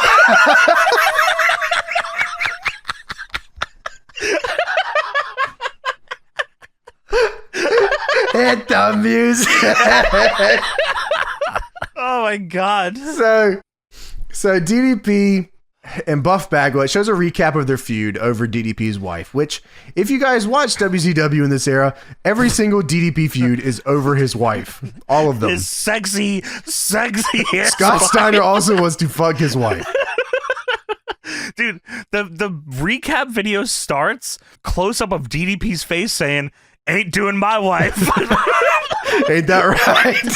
What? Ain't that fucking right? Come on. Yeah, Mean Gene says there's vicious rumors about you and Kimberly Page to Buff Bagwell, and Buff says we're just friends, and they're fighting. And Mean Gene says DDP was in Hollywood, and Buff, you were seen time after time with Kimberly. And DDP says he was hitting on his wife left and right, and DDP says Buff is a good-looking guy, and the ladies love him, but he's the stuff. So do the guys. So do the guys. Yeah. Woo! All right. This is this by the way, did we ever give DDP his third strike? DDP has so many strikes, I think. If he doesn't have his third, I mean, here it is. I mean good Lord almighty. Like me, he's not letting Buff Bagwell fuck my wife. But DDP was. He was kind of okay with it, looked like. Yeah, well, Buff says if DDP wasn't married to Kimberly, Buff would put his stuff all over her. And DDP's response was, "I don't think so. Buff stuff ain't big enough." So if he had a bigger cock, he could fuck Kimberly. Could have. Yeah, but it's just not big enough for her, so he can't do it. And then they fight some more. Why don't we ask Kimberly? Hello? Anybody want to get Kimberly? She's here. She pulled up. She showed up to watch from the back. You just walk out here and you could probably set all this straight if you wanted to. Yeah. Yeah, why doesn't anyone just ask her? No. Oh, okay. We got a pay-per-view coming up. Do we? Oh, yeah. I know one of the matches. I know two of the matches. There's a Mystery Man in the Revolution match and then Oklahoma versus Medusa. Yeah, that's a classic. So DDP and Buff Bagwell go face-to-face here. Mean Gene introduces the segment. Mean Gene's even lost here, too, isn't he? For some reason, you can actually hear production tell Mean Gene, keep going a little more. A little bit more. So he starts padding out his words crazy. And then he goes to introduce Buff. He says, "Here is the stuff. Diamond Dallas Page." Even he is surprised that he's introducing him. DDP gets in the ring and does the bang diamond cutter taunt, and pyro goes off. But Ryback style. Ryback style. Mean Gene is holding his asshole now, and then there's smoke coming out from under the ring. I don't know what happened here. Yeah, I don't know, man. I couldn't tell you. I do know that Buff is out here in a schmedium shirt. Crazy. Super schmedium. And he didn't do the arms on the way out. Well, this is a serious night. Well, he fucked my wife. He fucked my wife. Fuck my wife. There's a 5-minute timer on the screen. They cannot touch each other. They can talk to each other, but they can't touch each other. This also feels like they did not plan this. No, I feel like, a lot of Russo stuff was like just shoot off the cuff. Yes, because, the controversy creates cash or something, or I don't know. Yeah, or it just buries everybody on the show. So DDP says, hey, dude, it does, because this is bad. It actually makes DDP look like an idiot. I wanted Buff Bagwell to come out here doing the dance with the boxing gloves on. Me too. Oh my God. With Kimberly. Yeah, with Kimberly. So DDP says, hey, monkey, grab the microphone. You're going to need it. And Buff pulls out one from his back pocket, and DDP says, ugh. And Buff says, I got one, monkey. They circle each other. And this is exactly what happens here, because this needs to be talked about in length here, James, I feel like, because it's fucking horrible. Of course it does. So DDP says, so Puff. Get it? Because he's not Buff. I get Puff. that. It's upside down if you look at it. That dude's He says, so Buff, last Thursday on Sunday, that piss you off? And Buff says, you hit a few buttons. And DDP says, good. I'm just getting started. Well, Buff says, oh, really? How's your wife? Oh! DDP says, I don't know. Why don't you tell us? What? What? Buff says, I'll tell you. We're just friends. I'm a great listener. DDP says, wow, now you're a great listener. And Buff says, Kimberly and I, we're just friends, and you know that. But I see that little sparkle in your eye. And you know what? I'm not too sure if it may not be DDP that's got the shortcomings. I guess, the cock. Let's break that line down here. Sure. DDP, you got the sparkle in your eye. Your cock is small, buddy. You got a small dick, dude. What the fuck? First off, this is my wife. What are you talking about? This is my wife. Yeah, who cares? Yeah. Who cares what I got here? It's mine. Well, DDP says, oh, you're trying to cause me $50K off the rip?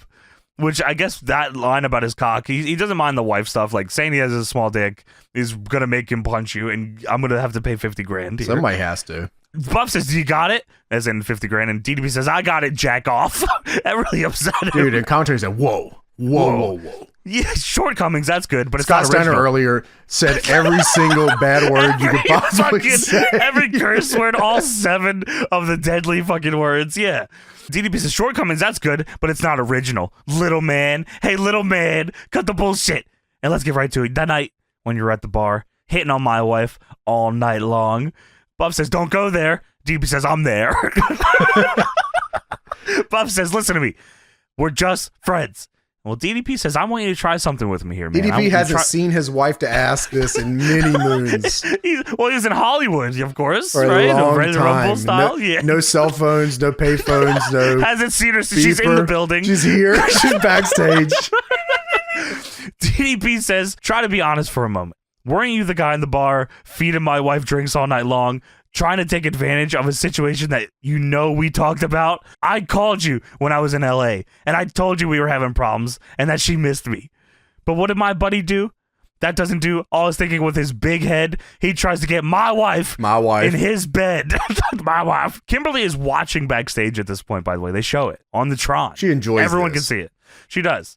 Well, Buff says, listen, let's just say it was Paige that was getting blamed for having an affair with one of the boys' wives. Let's just say the sexual chemistry, well, you could cut it with a knife. At that night, you could at least. Is that what you're saying? If that's what you're saying, Mr. DDP, Mr. Partyman, Mr. Nightclub owner, tell me you wouldn't have done the same thing. Both of them arguing about if they would have got another one of the boys' wives drunk and fucked her. That's what's going on here. Yeah, DDP said no. Yeah, no, I wouldn't. And Buff said, well, neither would I. Hey, you know what? That's the perfect fucking, there you go. Conversation, we're done here. All right, great. That's it. Yeah, Deeb says, oh, so you didn't do it. Buff says, I didn't do it. And Deeb says, well, why the hell should I believe you? Why should I trust you? Buff says, why the hell should you not? He says, I'll take a lie detector right now. Everybody here knows I'm buffing on the stuff. Oh, my. Lie detector test would have been crazy, man. That would have been awesome, man. I wonder how WCW would have handled that. I know WWF does. Yeah, you're right. DDP says, so you're saying I overreacted? You're saying I'm a bold-faced liar? And Buff says, let's ask the people. Am I a liar? The crowd was on Buff's side, it felt like here. They were there. The crowd was there. Yeah, that they were watching, I think. They were sitting. Yeah. I am seated. Well, DDP says the one problem I got is the boys say over and over to me, this is crazy that all the boys know about this. Ask your wife. Just talk to your fucking wife, dude. What's wrong with you? He says, all the boys are saying, Paige, Bagwell keeps talking about how sexy your wife's birthmark is. If I hear the boys said anything in the conversation about my wife, I'm throwing ones immediately. Yeah, the boys are talking about your wife's sexy birthmark. I don't even care. Fuck the timer. Keep my wife's name out your fucking mouth. I'm starting to fucking war this bitch. Yeah, no, I hear you, man. The WCW boys, I'm swinging. Yeah. Sonny Ziaki. Yeah, I'm swinging. Kick his ass. Queeman? Yeah, no, Queeman ain't doing shit. I'm swinging. I'm asking Terry fucking. He doesn't know. He doesn't Fine. know anything. That's what he says about her sexy birthmark. She was fucking Chris Benoit. He's here. DDP says, not the birthmark everyone can see. I'm talking about only the one I can see. I thought we were good. What happened? Yeah, why did he go there? Okay, no, we're not good. Okay. We're not good. Bob says, so that's what this is about? Well, that's easy. I've definitely seen that. But so have all the boys. And DDP punches Buff in the head. The 5 minutes is up, by the way. Yeah. So we're good. So DDP punches Buff in the head. And then this is, God damn you, DDP. God damn you, man. This, DDP in this era is, not the same guy. I don't know where the cutoff is. Maybe when he cut his hair, he changes into a whole different dude. Because that's, or maybe, the movie changed him or something here. But, this is not the people's champion right here. So DDP bumps Buff. Then he's distracted. His wife is hot, so much so that he's distracted by her watching the monitor, which is being shown on the Tron. So she's watching herself watch DDP watch her on the Tron, watching herself watch DDP on the Tron. Fine. Got that? Yeah, that sounds awesome. So while DDP is distracted by his wife, Buff Bagwell unsheaths the baton. That's right. He keeps that shit on him, and that's real. And he fucking batters DDP's ribs with the baton, and he's beating him relentlessly and screaming, "I didn't do it, dude! I didn't do it." That's the stuff right there. Someone's got to get the rib tape back on this dude because he is a bitch right now. I'm sure he has it at the fucking pay-per-view, man. Better. Yeah. DDP stinks. Buff Bagwell is awesome, yeah, and he should fuck Kimberly. Yeah, I'm on his side. Fuck her for me, Buff. Fuck her in the Little Rock fucking bar for us. Apparently, the match of the pay-per-view is last man standing, no rules, no ref. I have no idea how that works. How the fuck does just what? Yeah, don't worry about it. I'm worried about it. Don't worry about it because Buff Bagwell's going to unsheath this baton and beat the shit out of DDP. DDP last scene saying, my wife. Monkey. Never bring your girl to WCW, man. No, dude. The gotta boys be were all one of my worst her. decisions I ever made, bringing my girl to WCW. They were all looking at her pussy birthmark or something here. All of the girls, all the boys' wives were not their wives by the end of their run in WCW. No way, dude. You can make a list. They were the freaks. Yeah, that shit's crazy, dude. You can make a list and it would check out, I think. She was showing her pussy and or asshole birthmark to all the boys. DDP, come on. See, fuck the segment. Randy Savage would have beat the fuck out of DDP. He would have dragged him to a Kid Rock concert and assaulted him. We're out in a Little Rock bar or whatever. Randy Savage is talking to his wife and he's telling her, hey man, if I see DDP, I'll beat the fuck out of dog. That's right, the fuck out of dog. I see Michael Extra, I'm in with a big boot. I see Rotor Animal in with a big boot. DDP's just not built like that. That's just not like. He's not. Like, why the fuck didn't DDP unsheath the baton, you dumbass? Like, come on, man. Scissor shit. This shit you gotta ask yourself. I'm asking. You really love your wife if you don't unsheath the baton? So backstage, Jeff Jarrett is talking with Bret and Kevin Nash. Yeah, he's upset. And Jarrett's got 3 matches tonight. And one of them is a wrestling match here. Well, it ain't the first one, I'll tell you that. So Bret and Nash argue with each other till they actually want to fight each other. They piss each other off. Like, yeah, it's like when you're, joking with one of your boys and one of them actually gets angry. That's exactly what happened here. That happens a lot. As it should, and I'm going to start doing that more often. I understand. Yeah, you got to stand up for what you believe in. Arn is waiting for someone to show up to face Jarrett, and Chris Benoit in ref shirt is here.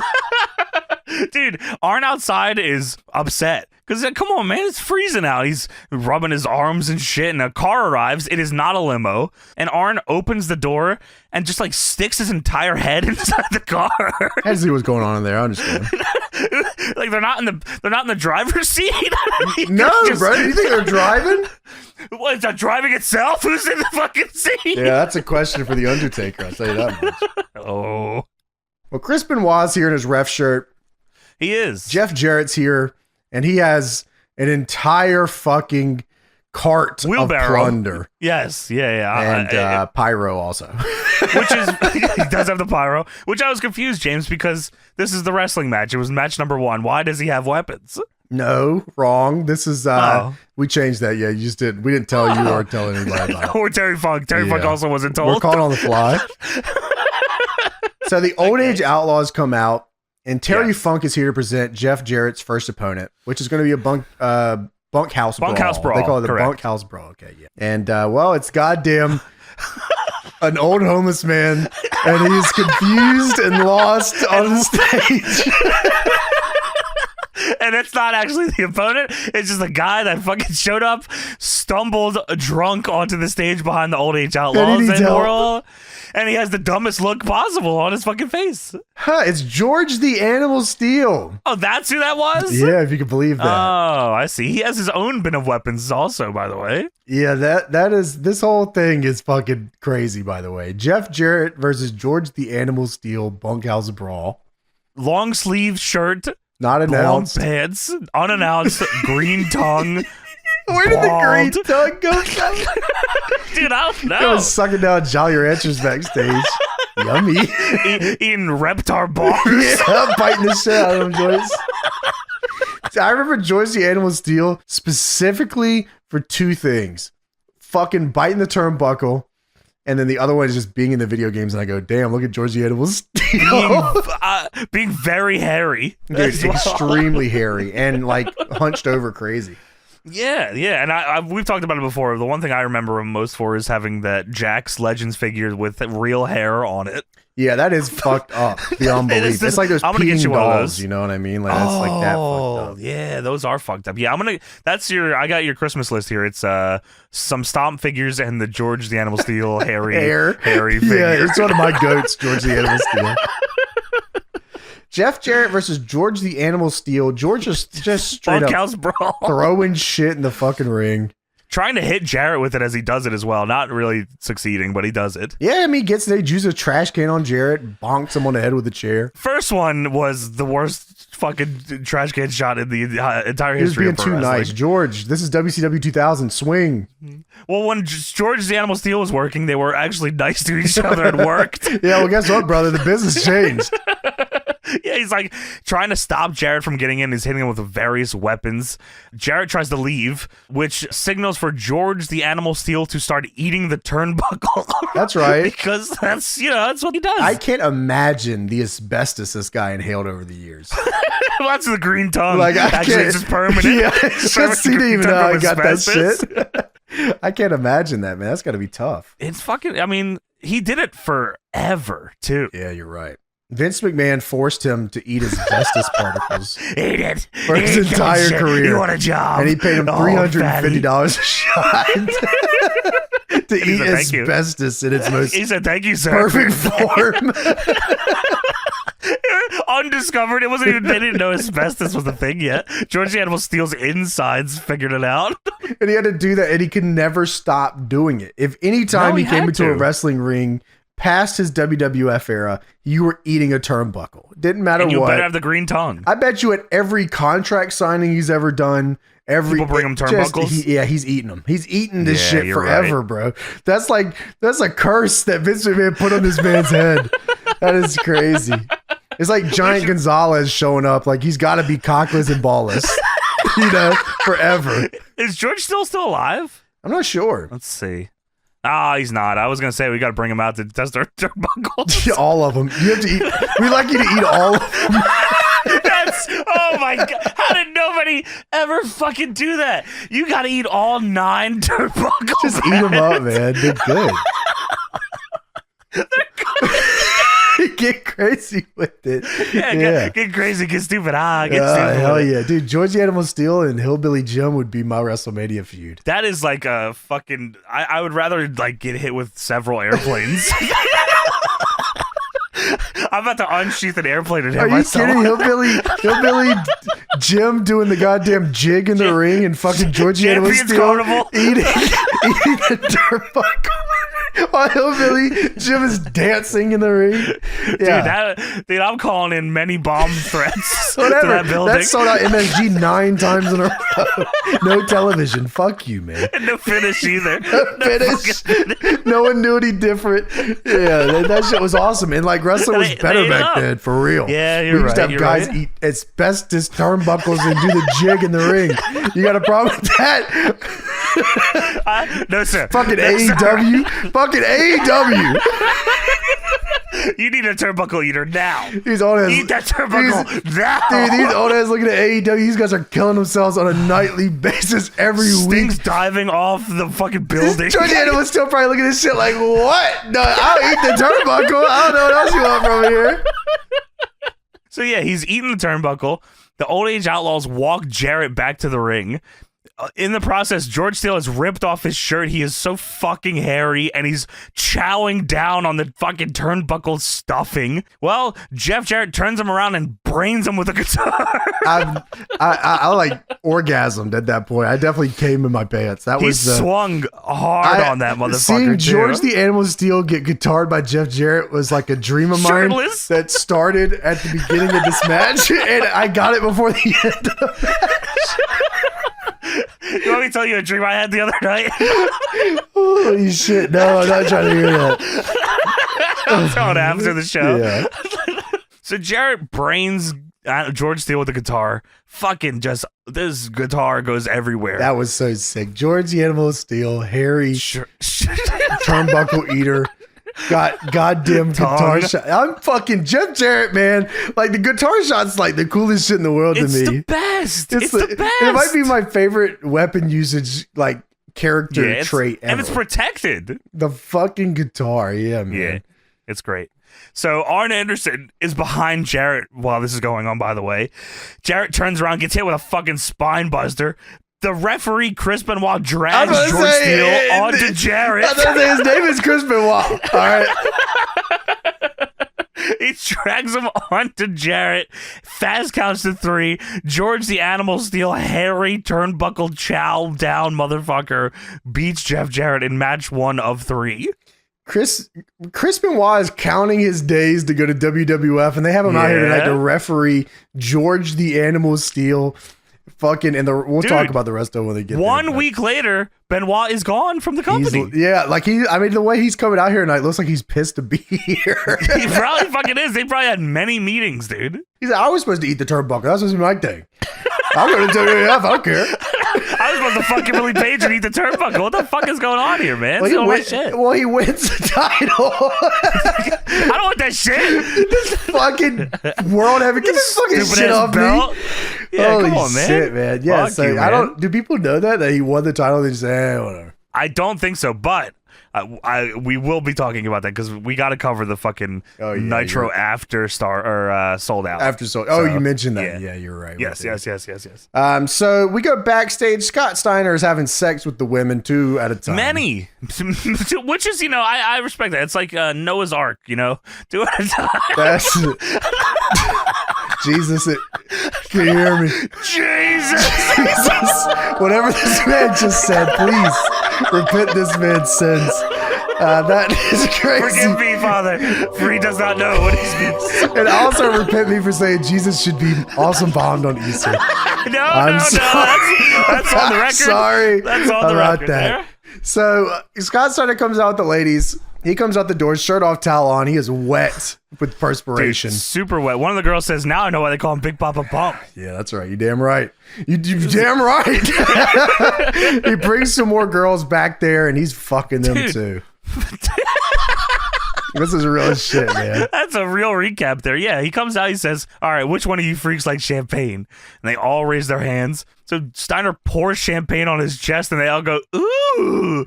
And then Steiner says, all right, two blondes. That's real no shit, man. Style. Dude, please let this man see another day. So Jarrett is talking to Nash, and Jarrett this is the most nothing conversation. It's one of those that's supposed to be like, the commentary is supposed to talk over this. It's supposed to like B-roll. Yeah. That, like you talk. Jarrett's not saying anything, and Nash isn't saying anything either. It's the most nothing ever. Jarrett says he wants to throw Bret out of the group, which I don't know if that's like the real story here, or like you said, but they the weren't way really he supposed to. He wants to throw Bret out of the group, huh? Just fucking hit, man. That's the what? He's trying to drive a wedge. Yeah, trying to come on now. Yeah, know. Canadian hero, easy. Come on now. Yeah, it's like what super the nothing. Fuck, are you talking about, buddy? Yeah. But yeah, you're right. They're cheats. For some reason, I guess we're going to try to wedge the NWO here. Immediately after they've got back together. So George is back there with the Old Age Outlaws, and they're treating him like he's a dog or something. He did a good job. Yeah, fella. That's a good point. You ate that turnbuckle real good there, George. Yeah, and Funk tells Steele that he's never looked better. Me when I lie. And he tells Arn to go get the next guy. And Steele says, surprise? I knew he was like a turnbuckle fucking eater, but I didn't know he was just like a complete caveman. That's pretty sweet. Yeah, great gimmick. That's awesome. Great gimmick. Him and Hillbilly Jim would have sold the Madison Square Garden. They would have sold you a front row fucking first class ticket to hell. And I would have taken it with a smile on my face to MSG. Well, George Steele says surprise, and Funk says surprise, George. Real surprise. You did a good job. You were great. Yeah, you were great. He's patting him on the back. You did a good job. Thank you so much. So last Thursday on Thunder, Stevie Ray slapjack Booker. The one on Midnight was just mean. Stevie Ray then stepped over Booker for sure. and slapjacked the shit out of Midnight. So yeah, I guess it said Stevie agreed to a pre-match stipulation, which I guess was maybe just the fucking face, like. I don't know what they didn't explain it. It said he agreed to a pre-match stipulation, and then Midnight pulled out an upset, and Stevie Ray then stabbed them both in the back. With a slapjack, yeah. Slapjack, correct. So Stevie Ray has a town hall coming up. Yeah, and Mean Gene introduces him. He introduces Stevie Ray, and Mean Gene says, Stevie Ray, there's obviously a problem. And Stevie Ray says, hey, why don't you do me a favor, Mean Gene? Give me the mic. Between you, Mike Tenay, No Charisma Tony Schiavone, and this one horse wonder Bobby Heenan, between all four of y'all, you're probably making $1 million, and you can't do your job right. Probably. Bobby Heenan's making more than $1 million by himself. Yeah, easily. Come on now. Well, everyone wants to know what's going on with Stevie Ray, and well, I'll tell you. You and all these buffalo fruit booties out here, listen up.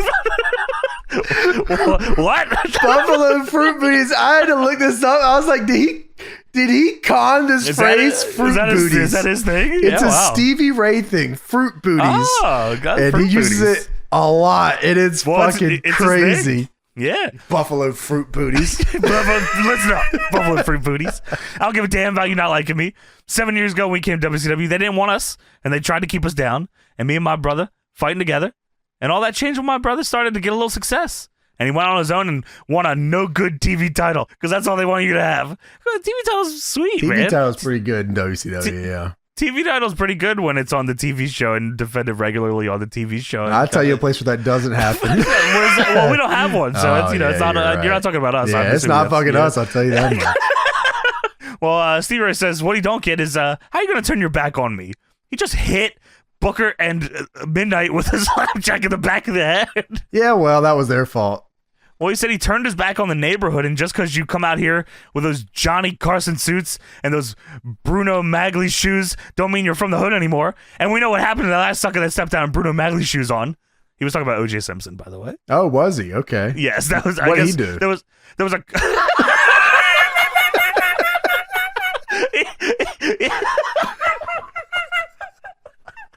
Oh, sorry. So I don't watch. He ran for many rushing yards. Touchdowns. Yeah. Yeah. There's an asshole chant here, by the way, and Bobby Heenan says, they're calling you, Tony. Yeah, that was good. Stevie Ray says it's sold out. I only want one thing, and that's I want my brother at the pay-per-view, and it's a pay-per-view named after him. The only thing I want is to go do commentary on Thunder, and guess what you're gonna do, buddy? You're gonna go do commentary on Thunder. It's great. It's a remarkable commentary on Thunder, actually. Oh yeah. By the way, that's my favorite Booker line on commentary right now. And that's how I know he's enjoying it. Booker T and Midnight walk onto the stage, and then their music hits. A lot of interesting cues here.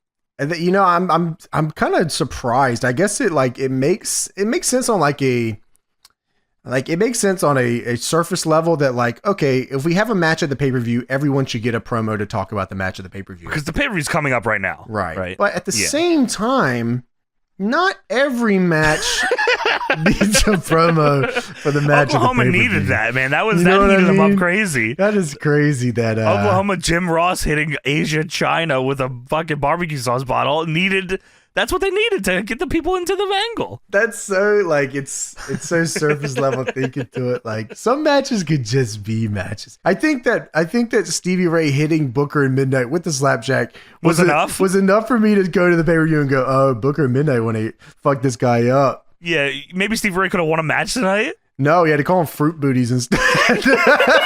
Oh, okay. Thank you. He's got to get his line over, his new heel line. Oh, yeah, that's true. And he has a big run coming up. So Booker says, man, we're brothers. This is Harlem Heat, and you're talking about you want me in a match, and me and you, we slept in the same bed for 12 years of my life, and I'm not going to fight you. Stevie Ray says, listen, you're talking about getting your ass kicked. That means you had to go get this, and he points to Midnight. He says, you're going to have to go get this Crack-a-Jack fruit booty right here to watch your back? He's just saying shit. Crack-a-Jack fruit booty, man. I hear you, Dad. Oh, yeah. Well, Booker says, I love you and you're my brother, and our mother is turning over in her grave right now, so I'm not fighting you. I don't care what you want to do. I don't care. We're not fighting Sold Out. I'm not wrestling tonight, not wrestling anywhere, and we're out of here. Well, Booker goes to leave, and Stevie Ray spins him around and slaps the dog shit out of him, man. Gives it to him. Slaps the fuck out of him, and Booker says, you know what? All right, we're going to fight as Sold Out. Dude, he attacked you with a slapjack already. The slap to the face was more. He says, you got to fight as Sold Out, and this shit won't be fixed. Now, can you dig that? All right, so moving on. Who cares? Terry Funk. What was the point? Yeah, I actually don't know.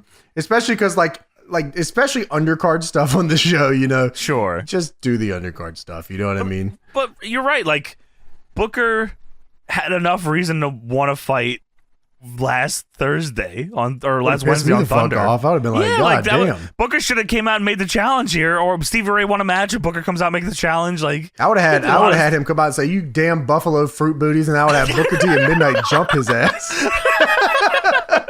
Break it up. And Ted Washington joins in too. Yeah, why not? He's got to join in a lot tonight. He's got a lot of things he got to do tonight. So Terry Funk and the Old Age Outlaws come out here, and they introduce Jeff Jarrett's next opponent. Well, Terry Funk has a fucking microphone for some reason here. He's got more to fucking say. He says, when you talk about fire, you talk about the next legend, I guarantee you, he can light up the ass of any NWO punk. He was a former WWF champion. He was a former WWF World Tag Team champion. Ladies and gentlemen, my friend Tito Santana. And this is fucking Tito Santana's here. That's pretty fucking. And Tito Santana looks good. He does look good. He's ready for another run. Yeah, he's got the outfit on, and he came to fucking work tonight, dude. Yeah, Shivani's fucking fired. He said, Terry Funk has done it again. Well, Terry Funk is not done talking because he goes to commentary and says, hey, Commissioner here. Oh, shit, hey.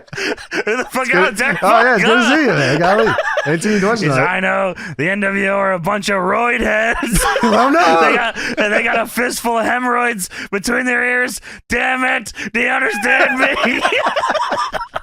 There, get the fuck out of here, bro. Get the fuck out of Yeah, here. man, I don't know. I don't think Flair would have been as good as Funk as Commissioner. I'm just saying. No, Funk is like somehow he's controlled unhinged. I don't know if that makes sense.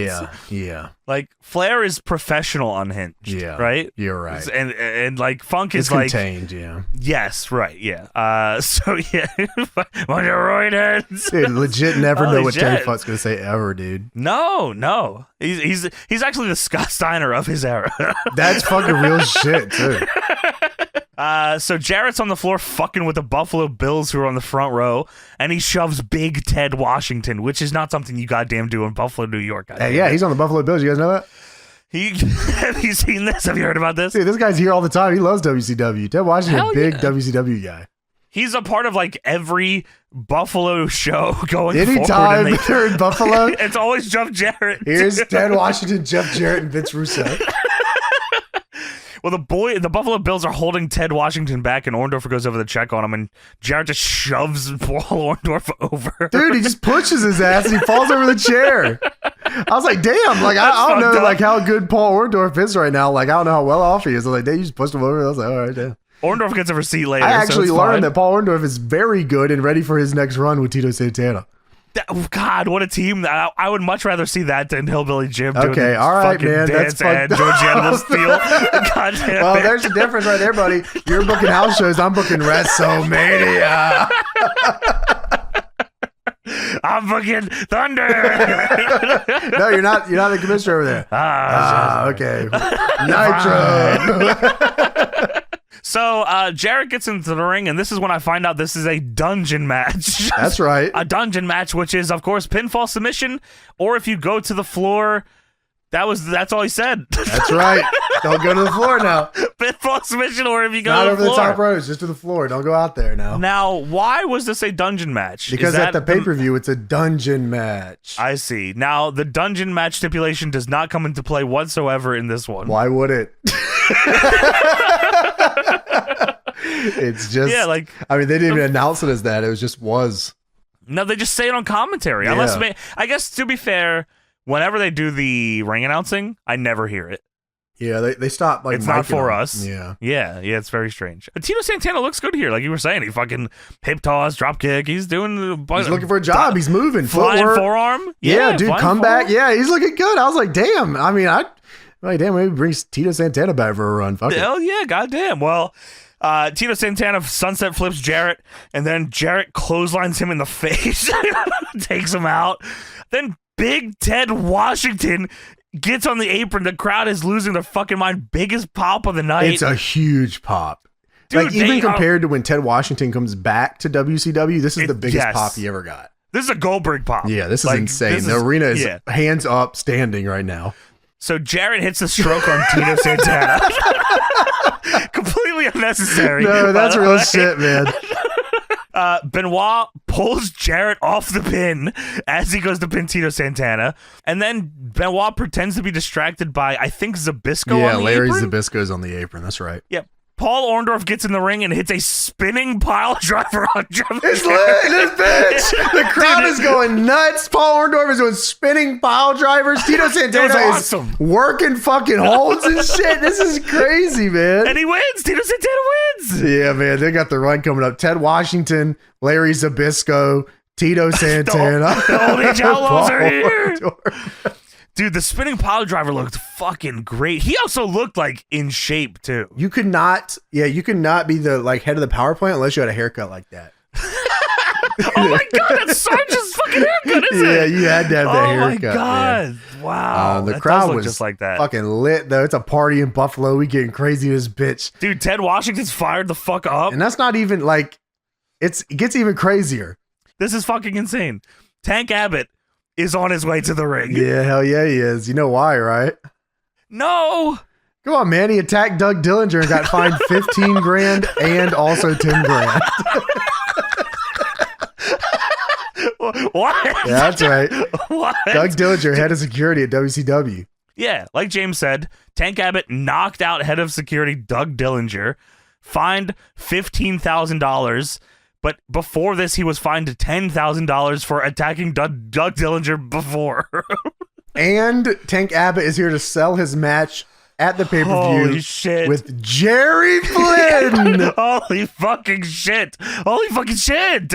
It was like Noah's Ark. Tank Abbott and Jerry Flynn. They unsheath this match. Dude, okay. Tank Abbott is a masterful promo. One of the best. Tank says, the countdown is on. 6 days till I kick Huckleberry Finn's ass. What? That's right. Huckleberry Finn, Jerry Flynn. Kick boy, Huckleberry Finn. This is exactly how he talks, too. I don't know why. He says, it'll be the first time I'll be finding out what a tank beating is all about. He's just walking around the ring looking at the ground. Yeah, dude, walking around the ring, wiping his hands on his ass.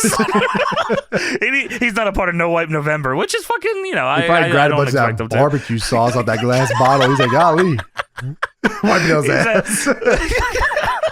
What I want to talk about is a big fat old duck body by the name of Doug Dillinger, head of security. You know, he thinks he can come out and take money from me, $10,000 here for hitting him, $10,000 there for hitting him. This is not right. That's not right.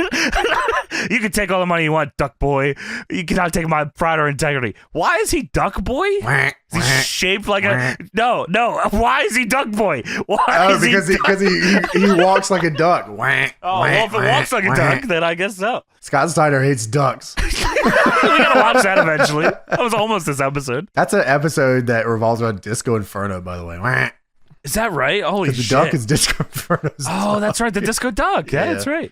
Now I'm going to give you a chance of a lifetime, Doug Dillinger. I'll let you come out here and take a shot, and it'll go there. What? While you wet while your fat ass out here, and while you take a shot. So he tells Doug Dillinger to come out. 0 seconds after he does this, he says, "That's what I thought." Yeah, yeah, that's real shit. Like, you know, he's scared, you know. And then he says, typical security. Yeah. He said, come on out, Doug. Why are you, coward? He's definitely inebriated. He is fucked up for sure.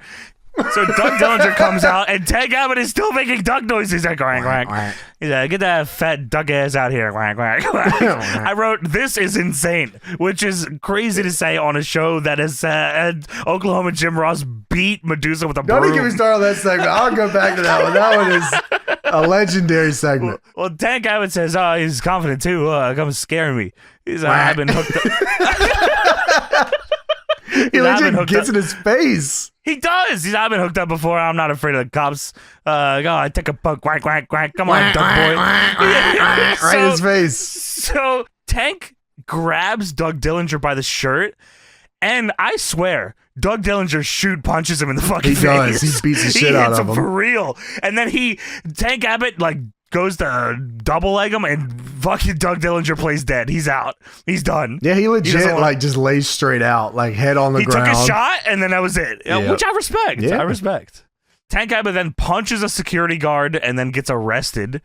And then Jerry Flynn comes out, and Tank Abbott, arrested, feeds into a head kick and knocks down Tank Abbott, who then 3 seconds later gets up and laughs and then gets escorted out of the ring. Yeah, man. I selling his pay-per-view. I needed the Doug Dillinger, Tank Abbott, Jerry Flynn trifecta. Yeah, come on out here, James, you fucking pussy. You looking like a I'll come out there and punch you for real right now. That's what Doug Dillinger did too. That's right. Russo pulled him aside and said, go punch him in the head for real. Please. By the way, oh God, all right. This is a little tidbit for because we got to review the Nitro after fucking Souled Out. Sure. But the man that you just saw quacking in the ring, getting arrested, was almost 1 week after this, the WCW World Champion. Based. So that is something to think about. So Arn Anderson is outside at the limo, and out comes... Hold on, one second, because it's even dumber than that, James. Because Jarrett walks through the backstage area, says cage match.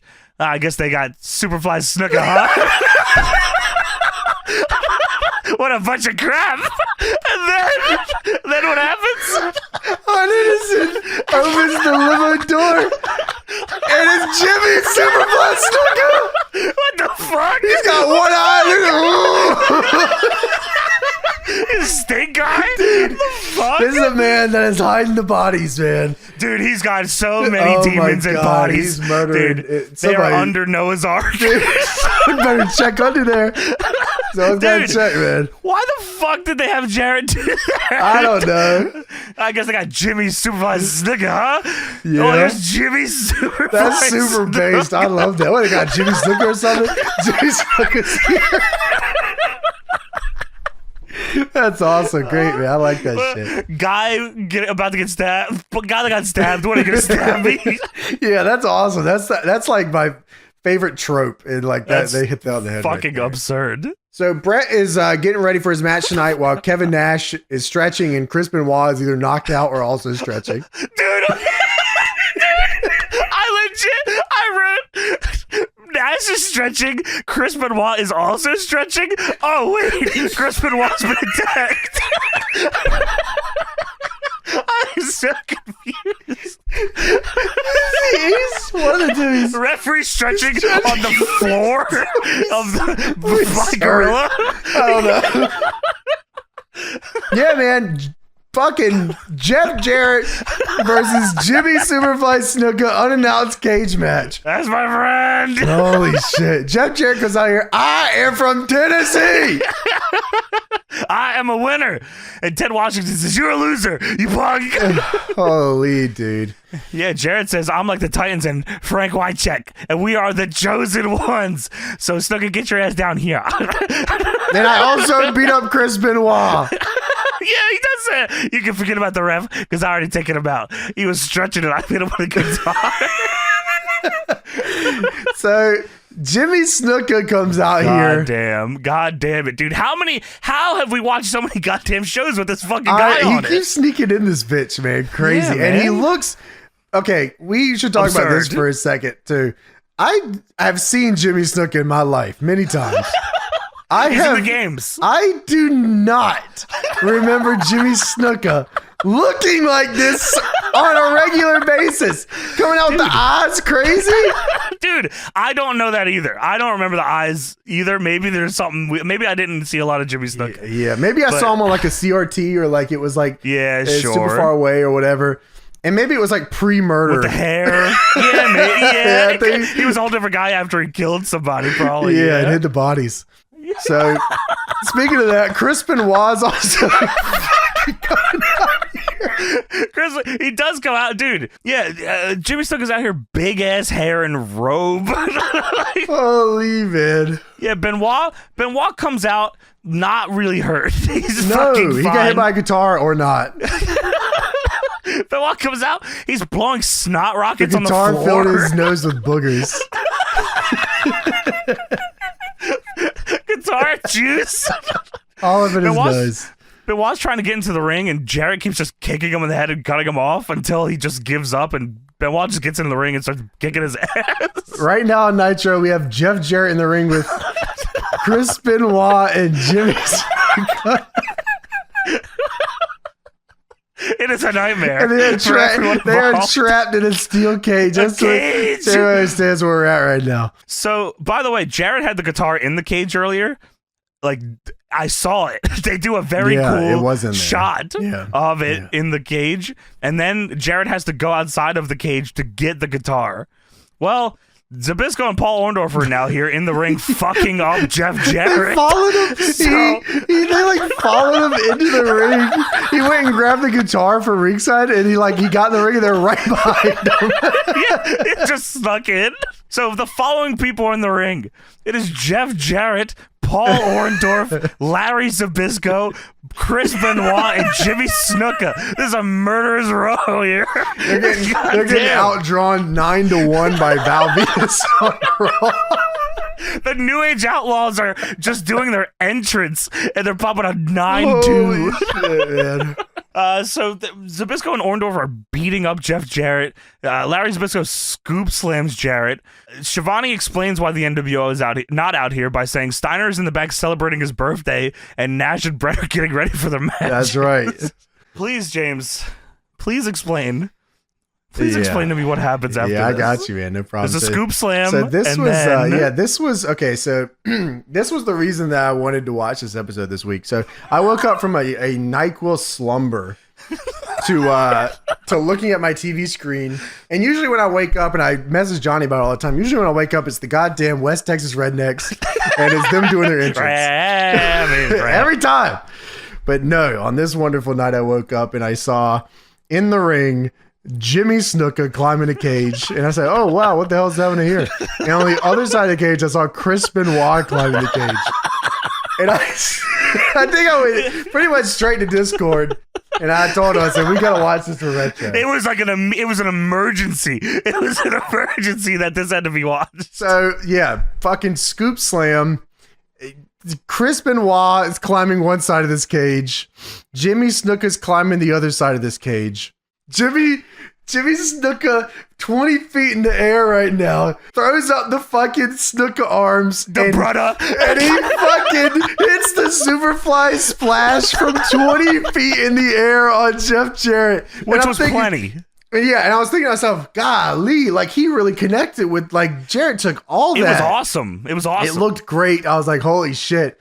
But then the camera pans back up, and Chris Benoit called and he's like, "Oh, and Chris Benoit." I was like, "What?" Chris Benoit, referee shirt, diamond headbutt in the referee shirt, 20 feet in the air. Chris Benoit doesn't like just fall into it. He jumps. Throws. It's a leaping diving headbutt, 20 feet. Jeff Jarrett is. You got to keep in mind, Jeff Jarrett is laid out for the Superfly splash as close to Jimmy Snuka as possible, because he's got it like the splash. Snuka's not Chris Benoit anymore. You know what I mean? No, well, in one way or another, he's not Chris Benoit.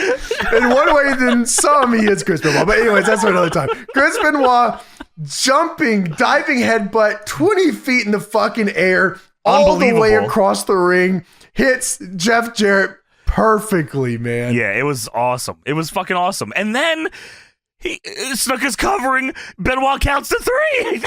I have never seen this shit ever in my life. I didn't know this existed. I never in a million years thought that I would see the Jimmy Snuka, Chris Benoit, cage 2-post massacre.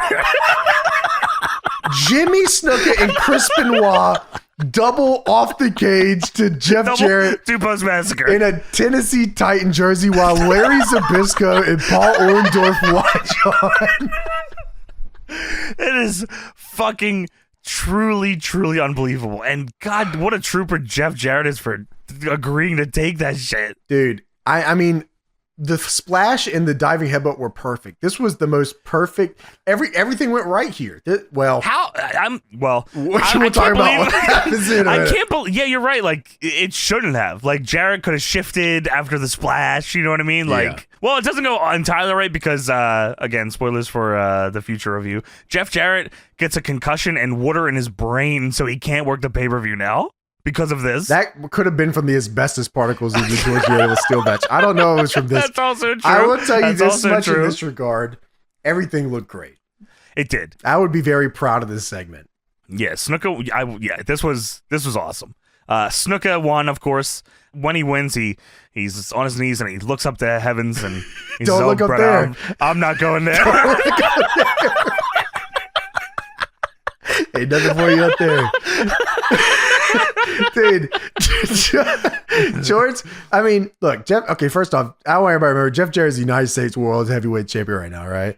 He's the United States champion, all right? And that's right. He's fighting for the title of the baby. He just lost 3 straight matches in a row to George The Animal Steele, Tito Santana, and Jimmy Snuka, and Chris Benoit. And he's got water in his brain. I just want to say, anyone who ever says Jeff Jarrett wasn't a guy to take one for the team. Yeah, come on, man. You're tripping.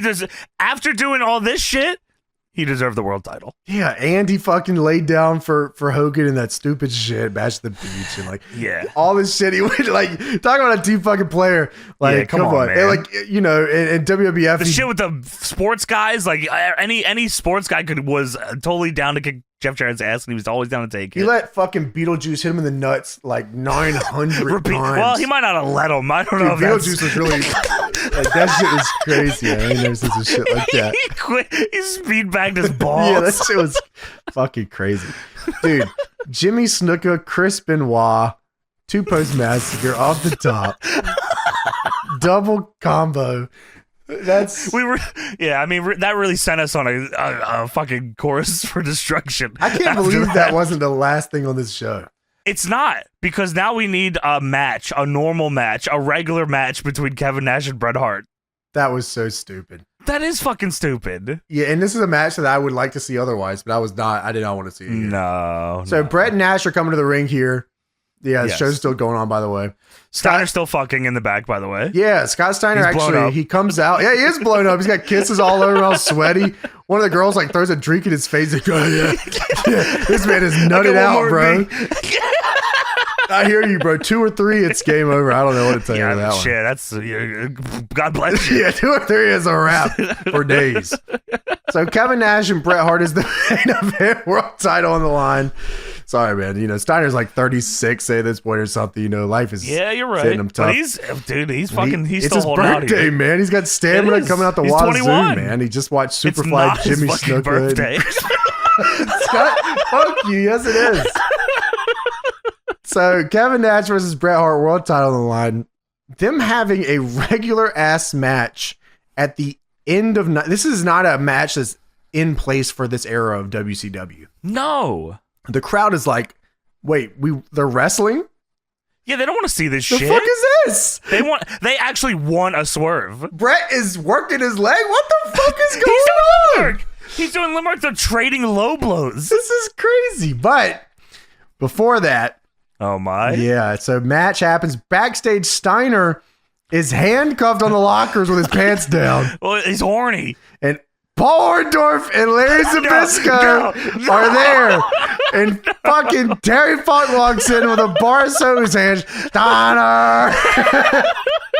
I should have done this. Yes. Should have done this a long time ago. Now open your mouth. And Steiner is not going to open his mouth, so Paul Orndorff pours champagne over his head, and Scott Steiner goes, and Funk stuffs a bar of soap in his mouth. He really takes the soap in there too, man. Yeah, he does. He's a team player, man. We cut back, and Bret's in NWO jorts. And Nash, working a leg. Nash is trying to overpower Bret, but Bret is targeting Nash's leg to chop the big man down. Nash is selling big for him too. Everything makes 100% sense here. This is a very rounded and psychology-based match. Yes. The fans said, "What the hell does that mean? What is that? Yeah, what do I do with this shit? Holy shit!" One regular finish on this show. Yeah. So Kevin Nash grabs a chair from the outside. Arn Anderson in ref shirt is here now. Dude. And he lays the pipe on Kevin Nash. Dude, he runs up and fucking annihilate. Wait, why was he in a ref shirt? Because he's going to be the ref at the pay-per-view. Is that right? I don't know. That makes sense to me. Yes, he is the special guest ref at the pay-per-view. You're right. Okay, you nailed it. He's a special guest ref for the Chris Benoit match at the pay-per-view. Arn comes out ref shirt, fucking hits Nash as hard as he possibly can with his fucking pipe, dude. It is so hard he hits him. Yeah, it's dope. And then he tells Lil Nate to get the fuck out of here. And he does. Yeah, all right. He leaves. Yeah, hell yeah, I'd leave too. So Bret has the chair now. He's distracted by Arn Anderson in a ref shirt. He's probably asking, why the fuck are you in a ref shirt? I would be too, man. I hear you. Out from the stage runs shirtless but fucking full jeans Sid Vicious, and he gets in the ring, House of Fire, and hits the lightest big boot of all time. Super nice guy, Sid. Unbelievably nice, dude. And Bill Goldberg should take a hint from the book of Sid Vicious here. He does not. No. He does not. He does fucking not. So yeah, he lightest big boot ever into a chair. He fucking calls for them to lower the cage down. Arn gets in the ring. They do. Sid chokeslams Bret, power bombs Bret. Cage is lowered, and then Sid pins Bret, and Arn counts to 3. Sid is not wrestling Bret Hart at the pay-per-view, obviously, because Goldberg kicks him in the fucking head. God. Fucking damn it, dude. Yes. So that's why that doesn't happen. God fucking damn it. Yeah, that's pretty rough. That is pretty fucking rough. Then Terry Funk. Terry fucking you. Funk is back out here with a fucking flaming branding iron. I'll kill you. You son of a bitch. You fucking bitch. You made fun of my friends. He comes out. Nash is still dead on the floor. Terry Funk runs up to him and sticks a flaming branding iron on his stomach. And, We're out of time. And that's it. Yeah, that's the show. That's the fucking show, man. Don't forget the pay-per-view, please. That is... I have forgotten the pay-per-view, man. I have forgotten the goddamn pay-per-view. Fucking Kevin Nash. That is...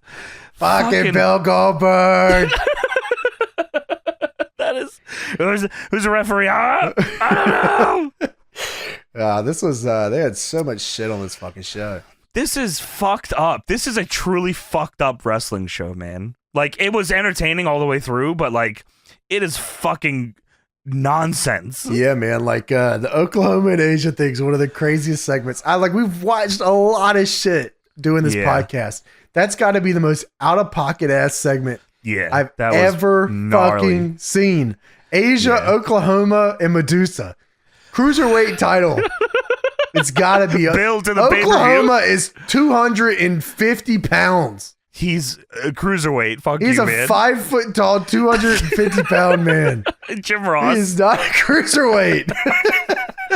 Dude, yeah, This shit DDP is fucked up, man. fucking DDP is so adamant that Buff Bagwell fucked his wife that it feels like he wants him to. He definitely wanted him to fuck his wife. Yeah, I think so too. Which is fine. Yeah, I mean, I hear you. Fine. Rick Rude was fucking that. doing that. No problem. Dude, that's what I'm saying. If you'd made a list of people who came into WCW with wives, and then didn't leave with their Then wives, left without them. it's a long list of people, man.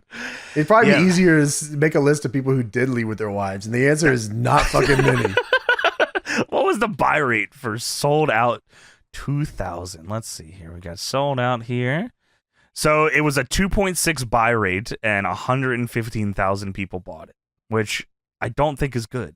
Starrcade 99 did 145,000, and it's pretty much down from there. The last pay-per-view they did, Greed, did 50,000. Greed did 50,000? That's what it says here. Holy smokes, dude. Yeah, their last, like, 3 pay-per-views did 50,000. Damn. Yeah, including Starrcade. Yeah, Starrcade did 50,000. So you're telling me this show didn't make you want to buy the pay-per-view? Because I want to see it now. Oh, yeah, sure. I was really looking forward to the Cruiserweight title match. Well, you got to find out who's the mystery partner of the Revolution. That's not interesting to you? Well, it's Sonny Siaki. Yeah, I'm unsheathing my fucking baton. Understandable. Well, that was it for WCW Nitro, January 10th, 2000, and that is it for our show.